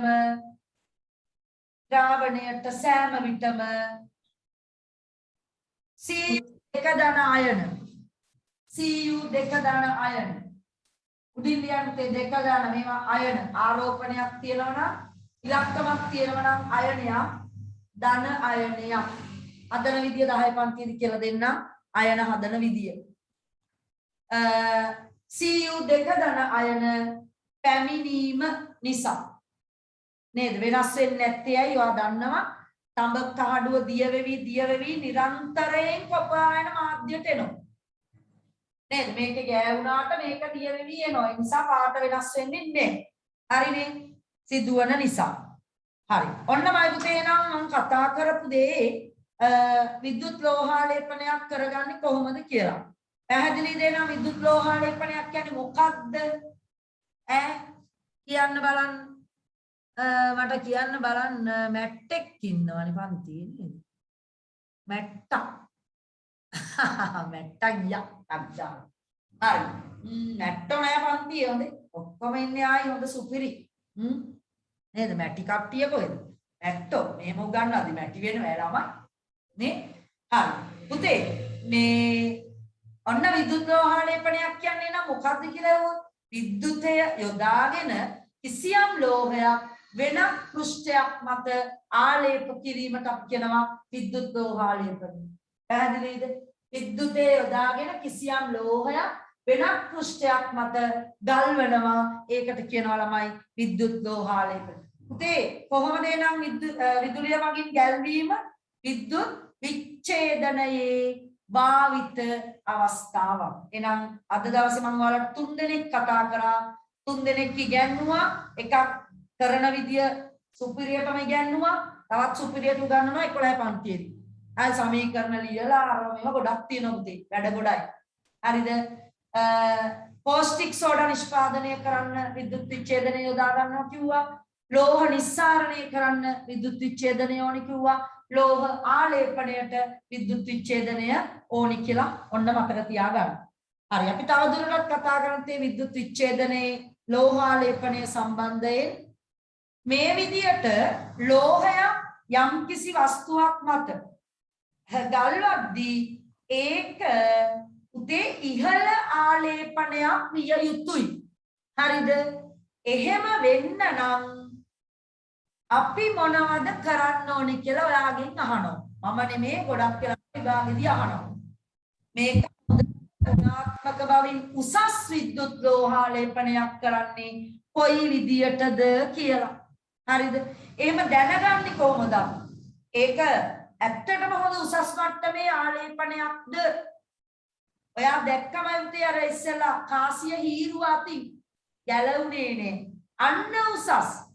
තේරුණා? එන ආලේපයමයි පුතේ අපි යම් දෙයකින් හීරුවම ඒ කියන්නේ හයියෙන් තදින් නෙමෙයි නිකන් අත ඇල්ලුවම අතට එනවනම් පුතේ වැඩක් නෑ උසස් නෑ එහෙනම් තදින් මොකද වෙලා තියෙන්න ඕනේ සවි වෙලා තියෙන්න ඕනේ අනිත් එක තමයි තනින් තන ඔයා හිතන්න වලල්ලේ හරි චේන් එකේ හරි හැන්දේ හරි අරිස්සලා පීය හරි යකඩනේ හරි තනින් තන නිකන් තඹ කුට්ටි කැත්තයි නේද කැතයි නේද? එතකොට වලල්ලේ තනින් තන අතරක් කුට්ටි තියෙනවා. මේ මොකද්ද බලයි මිනිස්සු නේද? එහෙම වෙයි පුතේ මේක ලස්සනට තුනියට හරිම ඔපවත්ව නේ බොම ෂයින් එකට තියෙන්න ඕනේ. ඔපවත් වෙන්න ඕනේ ආලේපණය. ලස්සන වෙන්න ඕනේ. හරි එහෙනම් අන්න අපි කියනවා උසස් වර්ගයේ ආලේපණයක් කියලා. එහෙනම් උසස් වර්ගයේ ආලේපණයක තිබිය යුතු ලක්ෂණය මොකක්ද? තදින් බැඳිලා තියෙන්න ඕනේ පෘෂ්ඨයට ඔපවත් වෙන්න ඕනේ තුනී ඒකාකාර ඝනකමකින් යුක්ත වෙන්න ඕනේ තට්ටු නිකන් එහෙම තියෙන්න බෑ එතකොට කැතයි රයිට් අපි ලියමු එහෙනම් බලන්න ප්‍රශ්නයක් දාලා තියෙනවා කියවන්න මේ ප්‍රධාන මාතෘකාව ගුණාත්මක බවින් ඉහළ ආලේපනයක තිබිය යුතු ලක්ෂණ මාතෘකාව විද්‍යුත් විච්ඡේදනයක් මගින් ලෝහාලේපනයක් සිදු කළ පසු අතින් ස්පර්ශ කළ විට ඉවත් වී ගැලවී යන්නේ නම් ආලේපනයේ උසස් මට්ටමින් සිදු වී නැත. පැහැදිලි නේද? අතින් ඇල්ලුවා මේක ගැලවෙනවා නම් පුතේ ඒක හරි නෑ. එහෙනම් අපෙන් අහනවා එබැවින් ගුණාත්මක බවින් ඉහළ ආලේපනයක් නම් තිබිය යුතු ලක්ෂණ වන්නේ. අපි ලියමු පළවෙනි එක ආලේපනය අංක 1 හරි තරුවක් දාලා හරි ලියන්න. එක දාලා තියෙනව නේද? ආලේපනය පෘෂ්ඨය සමග තදින් සවිවි තිබිය යුතුය. පෘෂ්ඨයට තදින් සවිවි තිබීම ආලේපනය ඒ අදාළ ලෝහය පෘෂ්ඨයට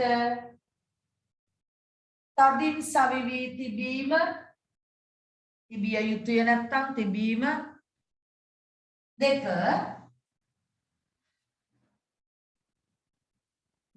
ලියන්නේ ආලේපනය ඒකාකාර ඝනකමින් යුතු වීම ආලේපනය ඒකාකාර ඝනකමින් යුතු වීම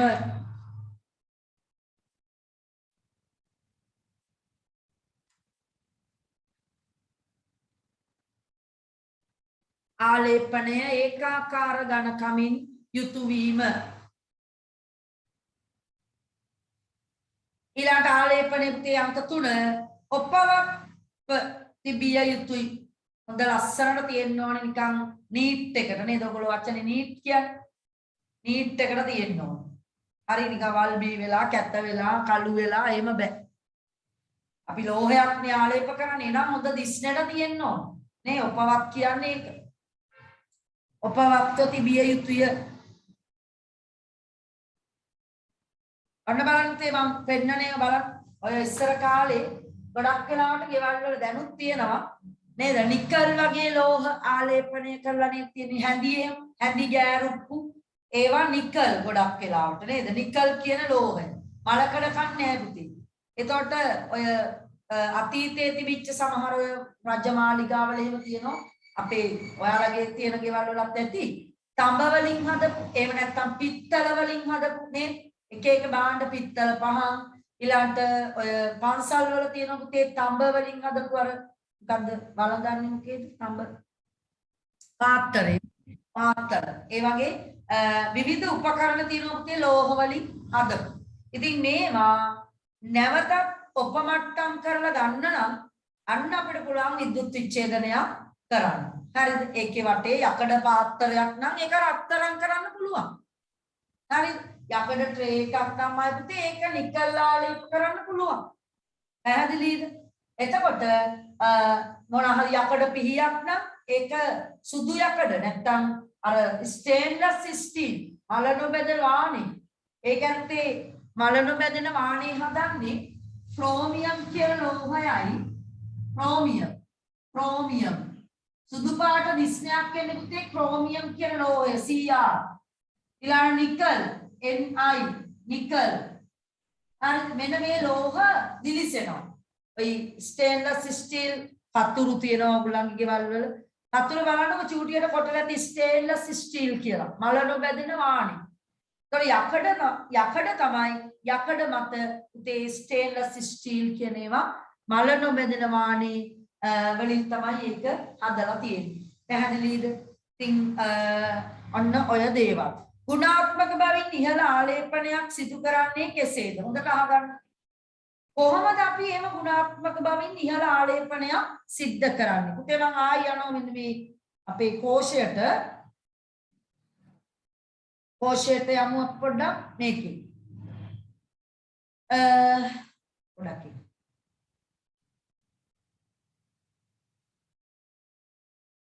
කෝෂයේ ද්‍රාවණය එකක් මම පිළිවෙලට කියන්නම් එකක් තමයි හොඳ ගුණාත්මක බවින් උසස් ආලේපනයක් නම් තුනී වෙන්න ඕනේ ඒකාකාර වෙන්න ඕනේ නේද ගැලවෙන්න බෑ අතින් යල්ලුවාම එහෙම එකක් කරගන්නේ කොහොමද කියලා මේ කියන්නේ එකක් තමයි මම ඉස්සර අර වීඩියෝ එක බලද්දී වාට චුට්ටක් කිව්වා ඇහුණාද දන්නේ නැහැ ද්‍රාවණීමයි පුතේ පුළුවන් තරම් තනුක ද්‍රාවණයක් හදන්න ඒ කියන්නේ කොපර් සල්ෆේට් 10ක් විතර දානවාද හැදි නෑ එහෙම වුණොත් අද නිල් පාටයි හැන්දක් දාලා නේද එතන දැම්මේ පොඩි හැඳි දෙකක් හරිද එහෙනම් ඊටාම ලාවට ලා පාට අපි ඒවට කියනවා වතුර වැඩිමයි පුතේ ද්‍රව්‍ය අඩුයි තනුක ද්‍රාවණයක් තනුක දන්නවනේ අම්ල ගැන නේද සාන්ද්‍ර අම්ල කියන්නේ සැර අම්ල වතුර නෑ නමුත් අපිට පුළුවන් වතුරට අම්ලය දාලා තනුක අම්ලයක් බවට ඒක සැර අඩු කරලා හදා ගන්න. නමුත් අපි ගාව තියෙන අම්ල ඔක්කොම පුතේ අවර්ණ අම්ල නේද? පේන්නේ එහෙම සැර අඩු වුණාද නැද්ද කියලා. එහෙනම් ප්‍රතික්‍රියාවක් කරලම බලන්න ඕනි සැර වැඩිද සැර අඩුද කියලා. පැහැදිලිද? ඒ කියන්නේ උදාහරණයක් ගත්තොත් අපි සාන්ද්‍ර අම්ලෙකුයි තනුක අම්ලෙකුයි අරගෙන මැග්නීසියම් පටිකෑලි දෙකක් දාන්න. සාන්ද්‍ර සල්ෆියුරික් අම්ලයයි සාන්ද්‍ර තනුක සල්ෆියුරික් වලට සමාන පරිමාණ එක සමාන ප්‍රමාණි මැග්නීසියම් කැලි දෙකක් එකවර දාන්න. සාන්ද්‍ර එකේ පුතේ බුෂු දාලා යනවා වායු බුළු පිට වෙලා. හයිඩ්‍රජන් පුතේ පිට වෙන්නේ. අම්ලයකට ලෝහයක් දැම්මම පිට වෙන වායුව 11 පන්ති වෙනකම් මතක තියාගන්න. හයිඩ්‍රජන්. අම්ලයකට ලෝහයක් දැම්මම පිට වෙන වායුව හයිඩ්‍රජන්. තනුක අම්ලය අනේ හෙමින් වායු බුළු දෙන්නේ. ඇයි? සැර අඩුයි යාවි. අන්න පුතේ මෙතනත් අපි දන්නේ තනුක ද්‍රාවණයක් හොයාගත්තොත් වැඩේ නීට් එකට යනවා. අනිත් එක ළමයි. බැටරිය. පුතේ මෙතනට දානවද කාර් එකේ තියෙන බැටරිය ගලවලා? නෑ. අර මේ දැන් සාමාන්‍ය විද්‍යාගාරේ කරන එක. නමුත් ඒ වගේ ලොකු බැටරි වලින් කරන විද්‍යුත් විච්ඡේදනක් තියෙනවා. ලොකු භාණ්ඩ මං කියවනේ දැන් මේ ගැල්වනයිස් කරන ඒවා නේද? ඒවා කර්මාන්ත ශාලාවල විද්‍යුත් විච්ඡේදන ක්‍රියාවලින් කරනකොට ඒවා ඉතින් ලොකු ෂීට් තමයි ඒ ගැල්වනයිස් කරන්නේ. ඒවා කරලා ඉවර වෙලා තමයි උපකරණ හදාන්නේ. පැහැදිලිද? right. ඒ වගේ මෙතනදි මම අඩු කරන්ට් එකක් දෙන්න ඔයා. අඩු කරන්ට් එකක්. ඒ කියන්නේ අඩු විභවාන්තරයක් ලබා දෙන්න ඕනේ. ලොකු විභවාන්තර දෙන්න හොඳ නෑ. පොඩි ධාරාවක් දුන්නා නම් වැඩේ ඇති. මේක වෙන්න ඕනේ පුතේ හරිම සෙමෙන්. මං කියවනේ දැන් මගුල් ගෙදර යන ගමන් ටක් ගාලා මේ මගුල් ගෙදරට එන්න කියලා තියෙනවා 10 මාර වගේ වෙනකොට එන්න කියලා කියනවනම් අපි 10ට වගේ ගිහිල්ලා අර මිනිස්සුන්ට මේක ටක් ගාලා පාට කරලා දෙන්නකෝ කියලා කිව්වට එහෙම පාට කරන්න බෑ. හරි අඩු ගානේ පුතේ පැය භාගයක්වත් මං හිතන්නේ යනවායි වැඩේට. ඇයි හේතුව? මේක හොඳට වෙන්න නම් මේ විද්‍යුත් විච්ඡේදන ක්‍රියාවලිය හරිම සෙමෙන් වෙන්න ඕනේ. එතකොට තමයි ගුණාත්මක බවින් ඉහළ භාණ්ඩයක් නිෂ්පාදනය කරන්න පුළුවන් වෙන්නේ. එතකොට ඒක කරන්න ඔයා අඩු කරන්ට් එකක් දෙන්න, අඩු විභවාන්තරයක් සපයන්න, තනුක ද්‍රාවණයක් ගන්න මේක වැඩේ නීට් එකට ස්ලෝ එකේ හරිම ලස්සනට පුතේ වෙනවා. පැහැදිලිද කිව්වේ දේ? හරි. එහෙනම් අපි ලියමු. ගුණාත්මක බවින් ඉහළ ආලේපනයක් සිදු කරන්නේ කෙසේද අහනවා. පළවෙනි එක ලියන්න. විද්‍යුත් විච්ඡේදනය ඉතා සෙමින් විද්‍යුත් විච්ඡේදනය ඉතා සෙමින් සිදු විය යුතුය. ඉතා සෙමින් සිදු විය යුතුය. ඒ සඳහා එතනට ලියාගෙන යන්න. ඒ සඳහා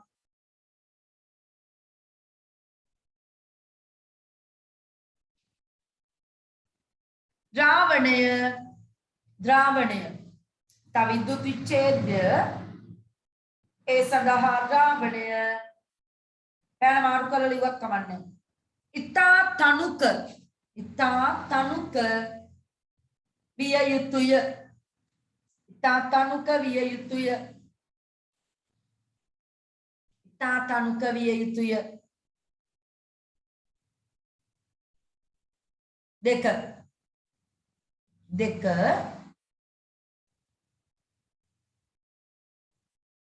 දෙවැනි එක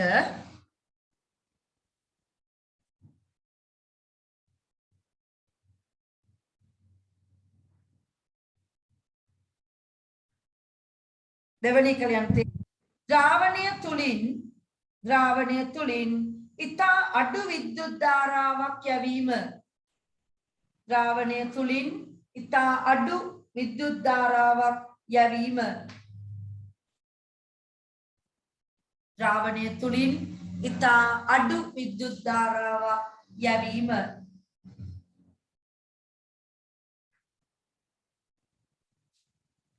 අඩු විද්‍යුත් ධාරාවක් යැවීම. එතනට තව එකක් අංක 3 තියෙනවනේ නේද? එතන ලියමු අඩු විභවාන්තරයක් යෙදීම. අඩු විභවාන්තරය වෝල්ටේජ් එක අඩු කරන්න. එතකොට කරන්ට් එක ඉතින් ඉබේ අඩු වෙනවා. තමන්නේ අපි එක දෙකට කඩලා ලියමු. කරුණු තුනක් දාලා තියෙන නිසා. අඩු විද්‍යුත් ධාරාවක් ලබා දීම, අඩු විභවාන්තරයක් සැපයීම. අඩු විභවාන්තරයක් සැපයීම.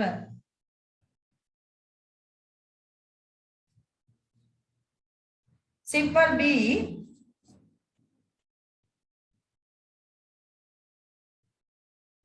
විද්‍යුත් ලෝහ ලේපනයට ආලේපනයට කියලා දාගන්න. ලෝහාලේපනය හා කරන්න තියෙනවා. ලෝහාලේපනයට උදාහරණ දක්වන්නලු. මේ තියෙන පුතේ ඔන්න උදාහරණ. හරිද? මේ මොනවද? මේ අර බයිසිකල් මේ වාහනවල තියෙන දැකලා තියෙන නේද? මේ මොනවාද වාහනේ කියන්නේ මේ රෝධක නේද? තැටි රෝධක ඒවා රිම් එක කියලා කියන්නේ සාමාන්‍ය. ඒවා පළකඩ කන්න බෑ. ඒ මොකද ඉතින් වාහනේ ඉවරයි නේ තෙලි රෝද වලකඩ කාලා මොකක් හරි වුණොත් ඒ නිසා ඔය අයව දැකලා තියෙ ලස්සනයි නේ. පාරේ කාර්යයක් එම යනකොට මේ රවුම් නිකන් කරකි කරකි යන්නේ නේද? අන්න හරිම ලස්සනට උපවත්තු තියෙනවා. ඒකට ඒ අවස්ථාවලදී යොදා ගන්න පුළුවන් විද්‍යුත් ලෝහාලේපනේ. ඒ වගේම මේ මෙන්න බන්දේසි. හරි බන්දේසියක් කියන්නේ ඔයාලා සාමාන්‍ය කියන්නේ ට්‍රේ එක කියලානේ. ට්‍රේ එක අම්මා ওই කාට හරි මොනවා හරි අල්ලන්න යන්නේ ගෙදරට ආවම කැවිලි හරි ඒවා මේවා තේ අල්ලන්න අන්න. ඒ වගේ බන්දේසිමයි. දැන් හිතන්න ඒක මේ යකඩ බන්දේසියක් අපිට ඕක කහ පාට කරගන්න ඕනේ. නක් කඹාලේප කරනවා. හරි ඕක රිදී පාට කරගන්න ඕනේ. එහෙනම් අපි රිදී ආලේප කරනවා. හරිද? ආභරණ තියෙනවා සමහර වෙලාවට. මේ ආභරණ ඒවා පාට කරන්න අන්න ඔය වගේ අවස්ථාවලදී අපි විද්‍යුත් ලෝහාලේපනය යොදා ගන්නවා. ලියමු. යකඩ බන්දේසි ට්‍රේ එක කියන එක බන්දේසි. යකඩ බන්දේසි මත නිකල් ආලේප කිරීම.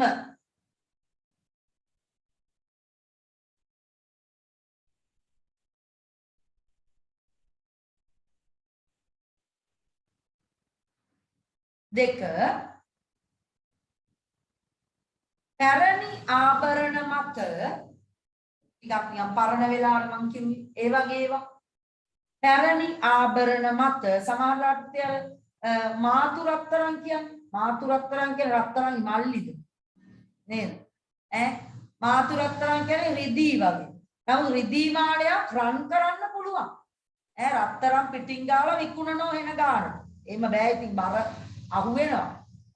නමුත් රිදී මාලයක් ලස්සනට රත්තරන් ගන්න පිටින් පුළුවන්. පැහැදිලිද? ආභරණ මත රන් ආලේප කිරීම. රන් ඕන රිදී ක්‍රියාව. යකඩ මාලයක් රත්තරන් පාට කරන්න පුළුවන් නේද එනවා? පුළුවන්. ඔය සමහර පිරිමි කට්ටිය අර සුදු යකඩ මහා චේන් දාමින් ඒක නිකන් රත්තරන් පාට ගාලා ගත්තොත් නේද? බෙල්ල කඩාගෙන යනවා අන්තිමට. වැඩක් නැහැ බෙල්ල කඩන් ගියාට. පිටින් විතරයි රත්තරන් තියෙන ඇතුලේ යකඩ. නේ? අරගෙන කපාගෙන යන එක්කෙනාටත් වැඩක් නැහැ. එහෙම පුළුවන්. ආභරණ වල රන් ආලේප කිරීම. තව එකක් ලියමු. ඇඳිගාරුප්පු පේනවනේ. මුළු තැන්ගේ තියෙන එක එක උපකරණ රත්තරන් පාට කරලානේ. එක්ක පිත්තල හරි මොනවා හරි ලෝහයක් උපවත් ලෝහයක් තල්වලා තියෙනවා. ලියන මුළු තැන්ගේ උපකරණ වල ලෝහ ආලේපණය. මුළු තැන්ගේ උපකරණ වල ලෝහ ගැල්වීම. උතේ අර ඔයාලගේ රූපකලේ ඇති මේ මාළ වගේ එක රූපයක් නේද? ආන් ඒක ඔතන ඔය හරි පැත්තකින් කොහෙන් හරි ඔතන මේ අනිත් පැත්ත යාළුවෝ. අනිත් පැත්ත ඉඩ වගේක් ඇති. එතන හරි ඔතන අපි හැබැයි ආභරණ ලිංගේ ඔතන නේද? ඔතන ඒ හරිය පුළුවන් නම් අලව ගන්න වාට. ඊළඟ විද්‍යුත් ලෝහාලේපනයේ යෙදී අපි අර උඩ ලියපුවම තමයිනේ. මම ඒකේ ප්‍රශ්නේ පුතේ මට මේ ප්‍රශ්නයක් දැමිලා හැබැයි මම ඒක ආපහු යට මාතෘකාවක් දාලා ආයි දාලා. විද්‍යුත් ලෝහාලේපනයේ යෙදීම් සමහර අප පරිහරණය කරන භාණ්ඩවල දිස්නයට හේතුව මෙවැනි ලෝහාලේපන වේ. රන් රිදී පැහැෙන් බබලන මල් බඳු නේ ඔය තියෙන්නේ මල් වාස්සය මේවා ගෙවල් වල ඒවා බන්දේසි හැඳි ගෑරුප්පු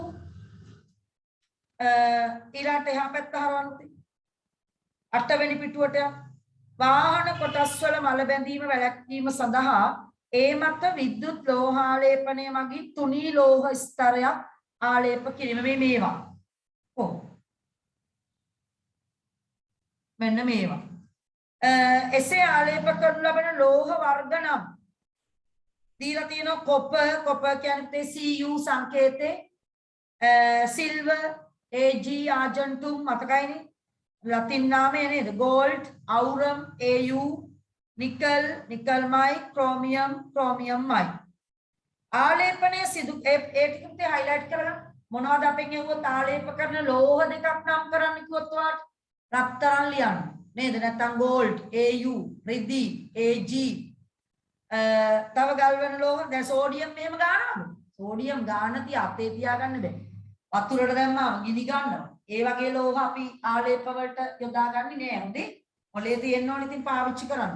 සෝඩියම් ආලේප කරන්නේ නෑ. සෝඩියම් කැලලක් නිකන් වතුරට දැම්මම පුතේ ගිනි ගන්නවා. හරිද? දිය වෙලා යනවා. ඉතාලම ප්‍රතික්‍රියාශීලීය.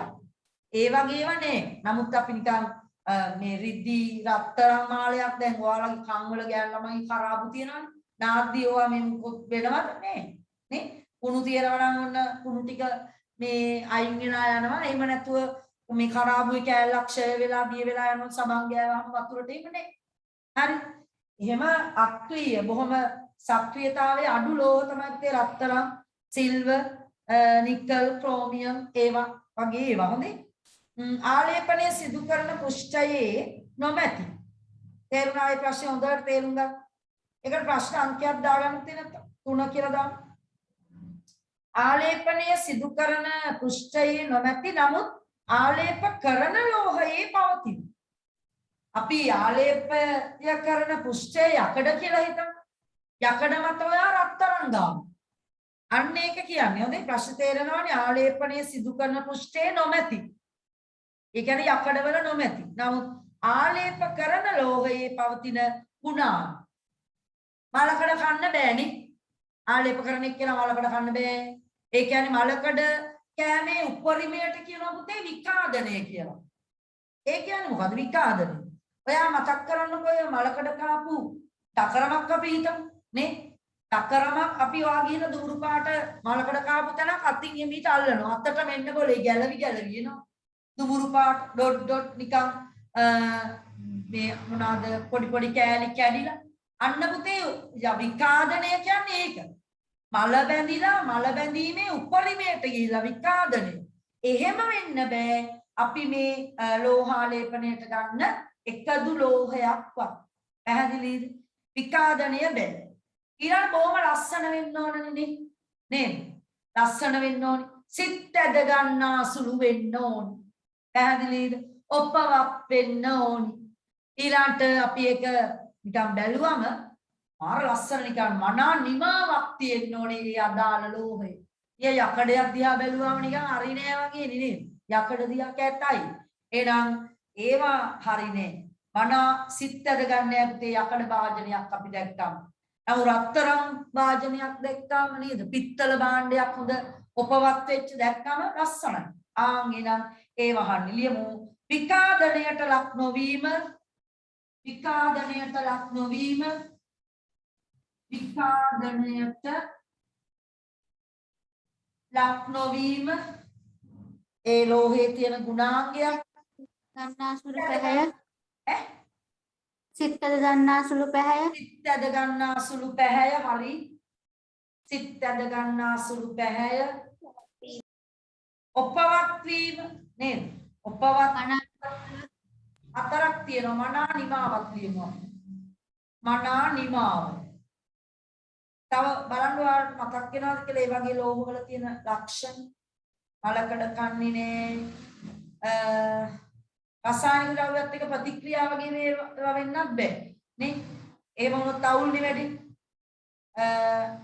කමන්නේ මනා නිමාව උපවත් බව සිත් ඇද ගන්නා සුළු පැහැය විකාදනයට ලක් නොවීම උදේ ඔන්න ඔය මේ රූප වර්ගයක් ඉතුරු වෙලා ඇතිනේ හැඳිගාරුප්පු සහිතර බන්දේසිය තියෙන එකයි මේ රෝද තියෙන වාහන වල රෝද තියෙන පින්තූරයක් ඒක දිගට කපලා ඔතන යටින් අලව එතන ඉඩක් දාලා තියෙන්නේ ඒ ටිකයි රත්තරන් බඩු මාල කූරු වල රූපෙත් ඔතනට ලැබුවත් කමන්නේ එතකොට අර නිමාව උපවත් බව ඒවත් පේනවනේ කහ පාට මාල වගේක රූපයක් ඇති ඒ රූප ඔක්කොම ටික ඔතන අලව ගන්න අලවල ඉවර වෙච්ච පටවු යන්න අපි අත්හැරලා આવුත්තේ 4 5 අභ්‍යාස වල ප්‍රශ්න 4 5 ඉක්මනට දැන් කරන්න දෙකම හරියන්න ඕනේ හොඳේ දෙකම හරියන්න ඕනේ එකක් හරි වැරදුනොත් මං කෑ ගැහුව එකේ වැඩක් නැති වෙනවා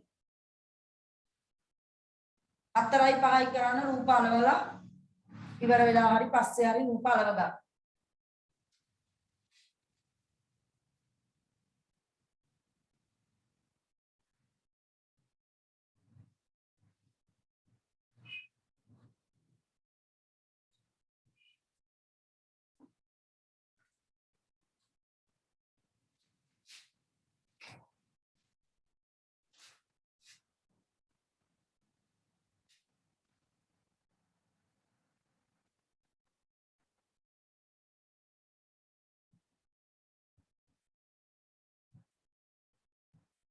හරිද? ඉස්සලා හැමෝම පුතේ සම්බන්ධ වුණානේ අපි අර ඉස්සෙල්ලා ප්‍රශ්න ටික හැමෝටම හරි නේද? ඔක්කොම හිටියද මන්ද? මම මුලදී කරානි ප්‍රශ්න 1 2 3 6 මේ දේවට උත්තර ඕන කවුරු හරි ඉන්නවා නම් ඒවලේ සම්බන්ධ වෙලා හිටියේ නැති කියන්න. හරි අපි 3 වෙනි 4 වෙනි ප්‍රශ්නේ බලමු. ප්‍රශ්න අංක 4 බලමු. උතේ අර ඝනත්වයේ ප්‍රශ්න වගේ එකක් මම කරන්න කිව්වනේ. මට ඒක එදා බ්‍රහස්පතින්ද මතකම නැති වුණා. උන් කට්ටිය මතක් කරෙත් නෑ පුතේ හොඳ කට්ටිය නේද? ඈ කරාද ඒක? ඝනත්වයේ පාඩමේ ප්‍රශ්න ටික. ඔව් ටීචර්. ඔව් ඒකනේ නනේ මට මේ දැන් දැක්කම මතක් වුණේ ඒක. බලමු අපි දැන් වෙලාව තියුණොත් කරමු චුට්ටක්. ප්‍රශ්න කීපයක් අද. ඔයාලා උත්තර ලියලානේ තියෙන්නේ නේ. ඒකට උත්තර කියන්නම්. 4 වෙනි ප්‍රශ්නේ පුතේ කියනවා විද්‍යුත් ලෝහාලේපනය සම්බන්ධයෙන් පහත කුමන වගන්තිය සත්‍ය වේද? 1. ගුණාත්මක බවින් ඉහළ ආලේපනයක් සිදු කිරීම සඳහා විද්‍යුත් විච්ඡේදනයේ සාන්ද්‍රණය ඉහළ විය යුතුය. අනේ වැරදි නේද? ඉහළ වුණොත් හොඳට තියේ. කුට්ටි කුට්ටි තැන්පත් වේ. වැරදිනේ පුතේ ඒක වැරදියක් දාලා. 2. කොප කියන්නේ තඹ මුද්දක් මත සිල්වර් රිදී ගන්නවලු ආලේප කිරීම සඳහා කොප මුද්ද ධන ඉලෙක්ට්‍රෝඩය විය යුතුයි. වැරදීනේ. අපි මුද්ද හයි කරන්න පුතේ කැත පැත්තට. කැත කිව්වේ මම ඍණ. මතකයි දැන් ඔයාලට ඕවා නේ? කැත ඍණ කැතෝඩය. එහෙනම් දෙවෙනි වාක්‍යය වැරදි. මුද්ද හයි කරන්නේ අපි කොයි පැත්තටද? ඍණ පැත්තට හයි කරන්නේ. මෙයා කියනවා ධන පැත්තටලු. වැරදි. 3. කොප මුද්දක් මත සිල්ව ආලේප කිරීම සඳහා විද්‍යුත් විච්ඡේදයක් ලෙස ගත යුත්තේ කොප ලවණය. වැරදි නේද? කොප මුද්දක් මත සිල්ව ගන්න ඕන නම් ආලේප කරන ලෝහයේ ලවණ ද්‍රාවණයක් තිබුතේ මං කිව්වේ විද්‍යුත් විච්ඡේදය. එන සිල්ව සයනයිඩ් එකක් එන්න ඕන. සිල්ව වල ලවණ ද්‍රාවණයක්. කොප වල ලවණ හරියන්නේ නේ? එන ඒකත් වැරදි. 4 හරියන්න ඕනේ නේ. ඔව් මට දැම්ම ළමයි 4 කියලා. හරිද බලන්න. කියනපතේ කොප මුද්දක් මත සිල්ව ආලේපනයේදී ධන ඉලෙක්ට්‍රෝඩය ක්‍රමෙන් ක්ෂය වේ. හරි නේද? ඔව් ඒ කියන්නේ රිදී තමයි අපි එනම් ධන ඉලෙක්ට්‍රෝඩය ඒක ටික ටික දියවි සිල්ව අයනමයි පුතේ ද්‍රාවණයට එනවා. අන්න හරි නේ? අන්න හරි. 4 උත්තරේ ගහපු කටව ලොකු හරියක් දාගන්න. ප්‍රශ්න අංක 5 සිල්ව වලල්ලක් මත ගෝල්ඩ් ආලේපනය කිරීමට ඔබට අවශ්‍ය වී ඇත. ඒ සඳහා වඩාත් සුදුසු වන්නේ කුමන ද්‍රව්‍ය කට්ටලයද? මොකද පුතේ තේරුවේ? තුනලු, ධනුරි තුනලු, විනුද තුනලු, සනුජි තුනලු. හරිද බලන්න. ගොඩක් අය තුනලු. බලන්න මම පුතේ මොනවද ඔයා තෝරගන්න ද්‍රව්‍ය කට්ටලේ කියලා. 3 වෙනි එක මම එහෙනම් කියන්නම්. ගෝල්ඩ් දණ්ඩක් ඕනේ නේ. රත්තරන් ආලේප කරන්න. ඉතා තනුක ගෝල්ඩ් ද්‍රාවණයක්. හරි නේද? හරි. පුතේ 3 තමයි උත්තරේ එහෙනම්. මම ඔන්න අනිත් ඒවා බැලුවේ නෑ හොඳේ. ඒවා වැරදි. අය හරිනේ අපි ඉස්සෙල්ලා කිව්වා. දන්න ඝනත්වයේ ප්‍රශ්න ටික ඒ අතර පුතේ අහගන්න පොඩ්ඩක්. මම අර ඉස්සෙල්ලා කිව්ව නිවේදනයේ මතකයිනේ නේද? ඔයාලා ලබන ඉරිදා ක්ලාස් එකට පෙර බ්‍රහස්පතින්ද අපේ තියරි අනිත් ක්ලාස් එක තියෙනවා. ඒක දෙකට මම ආරම්භ කරනවා. දෙකට ඔයාලා සහභාගී වෙන්න. ඒකට බැරි අය එදා රාත්‍රී පන්තියට එන්න කලින් ඒ කියන්නේ 8ට කලින් ඒ පාඩමමයි යන්නේ. හොඳේ ජෛව විවිධත්වයේ කියන පාඩම. ඒ නිසා මේ ඒකේ වීඩියෝ එක එතකොට දානවා 5 මම 4ට ක්ලාස් එක නවත්තනවානේ. 4:00මාර 5 වගේ අතරදී වීඩියෝ එක අප්ලෝඩ් කරගන්න පුළුවන් වෙයි. හරිද? එතකොට ඔයා ඒක බලලා තමයි ආපහු ජෛව විවිධත්වයේ පාඩමට රාත්‍රී පැයට එන්න ඕන. මොන ගොඩක් කරනොත් ඉතින් මේ ඔයගොල්ලෝ වෙනුවෙන් කරන්නේ නැතුව දැන් අනිත් පන්ති ඔයගොල්ලන්ගේ තියෙනවා පැය 2යිනේ හැමදාම කරන්නේ නේද?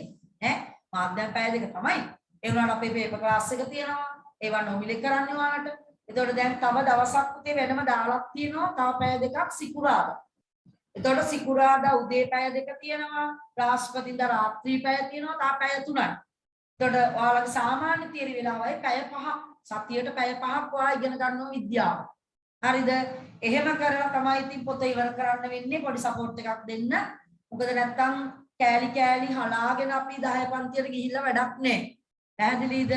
ඒ නිසා හරියට ඒ කියන විදිහට රෙකෝඩින් එක එහෙම වුණොත් ඔයාට බ්‍රහස්පතින්දා දෙකට එන්න බැරි නම් වෙන ක්ලාස් එකක් නම් අර රාත්‍රී පන්තියට එනකොට වීඩියෝ එක බලලා රැට එන්න රැත් එන්නත් බැයි නම් බ්‍රහස්පතින්දා මුළු දවසමත් බැයි නම් ඔයා ඉරිදට නැවත සම්බන්ධ වෙනකොට නෙමෙයි සිකුරාදා ක්ලාස් එකට එන්න ඕනේ.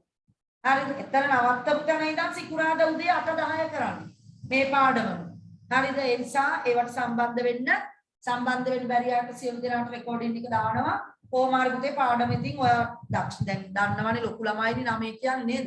ඒ නිසා මේ මම කියන්න ඕනේ කරන විදිය කොතනින් හරි තමන්ගේ වැඩේ කරගන්න වෙනවා.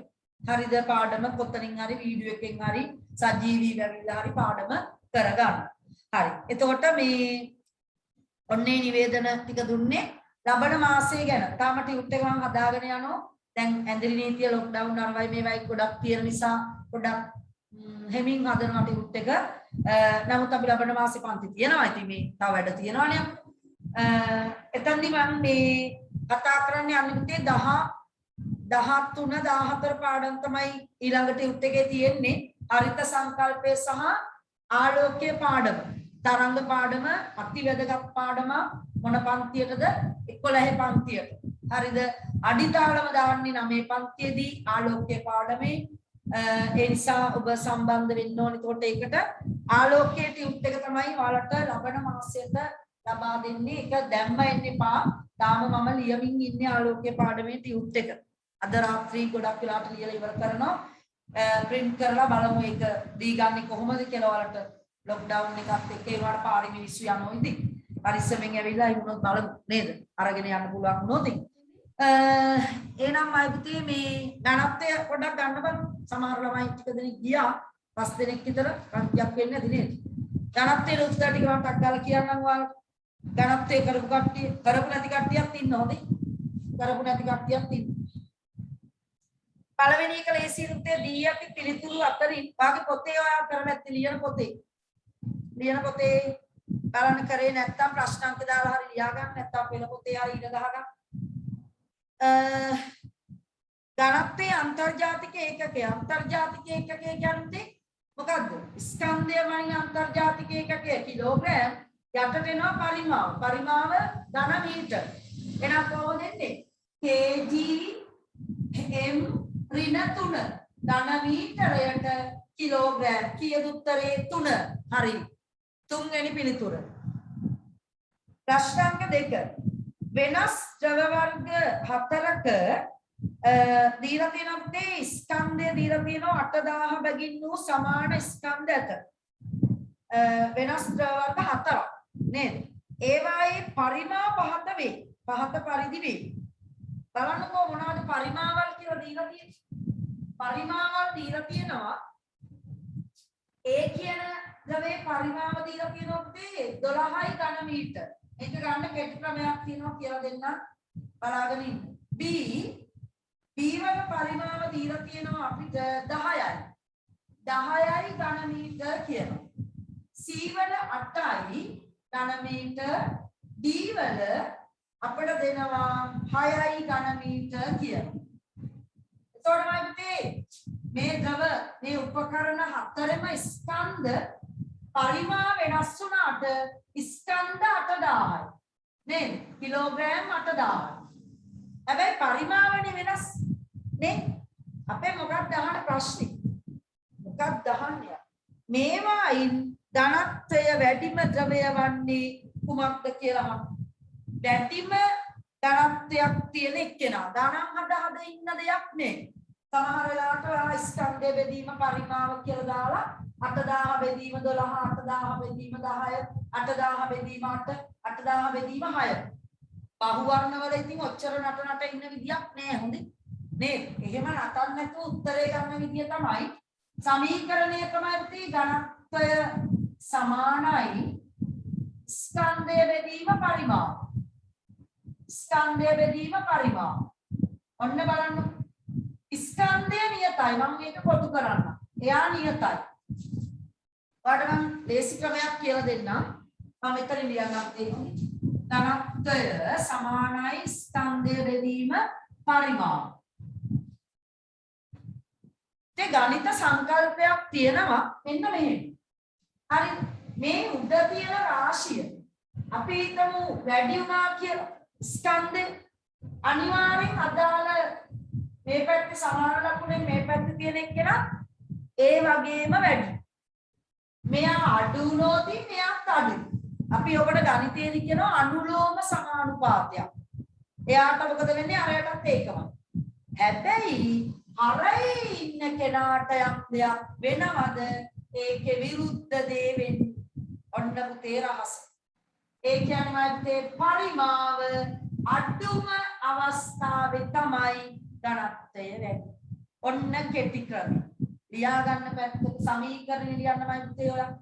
ධනත්වයේ සමානයි ස්කන්ධ බෙදී පරිමාව අතු බෑනක් ගන්න පරිමාව අඩු කරන්න ස්කන්ධය නෙමෙයි ඝනත්වය වැඩි මෙයා කොටු කරන්න තියා නියතයි 8000 එහෙනම් මේ දෙන්න අතර සම්බන්ධය මතක තියාගන්න ප්‍රතිලෝම සමානුපාතයක් කියලා අපි ගණිතයේදී කියනවා ගණිතයේදී භෞතික විද්‍යාවේදී හරි ලබන භෞතික විද්‍යාව ගොඩක් තියෙනවා 10 පන්ති අන්න ඒ වැඩි වෙනවා අනුලෝම නෙමෙයි ප්‍රතිලෝමයි හරයේ තියෙන එක්කලාට මොකද වෙන්නේ ප්‍රධාන රාශිය ඒකේ විරුද්ධ දේ වෙන්නේ අඩු වුණාද වැඩි වුණා ඔයා පාඩම් කරන විදිහට ලියා ගන්න එහෙනම් උත්තරේ වර්තේ පරිමාව අඩු එක්කෙනා තමයි ධනත්වය වැඩි වෙනා D හරි දැන් ඕක මම මෙහෙම තර්ක කරලා ගියේ එක ඔයා සමාන වෙලාවට අර මම කියු විදිහට හදුවනම් 8000 බෙදීම 12 8000 බෙදීම 10 නේද? පාට එන්නේ නැති ඝනත්වය වැඩිම උත්තරේ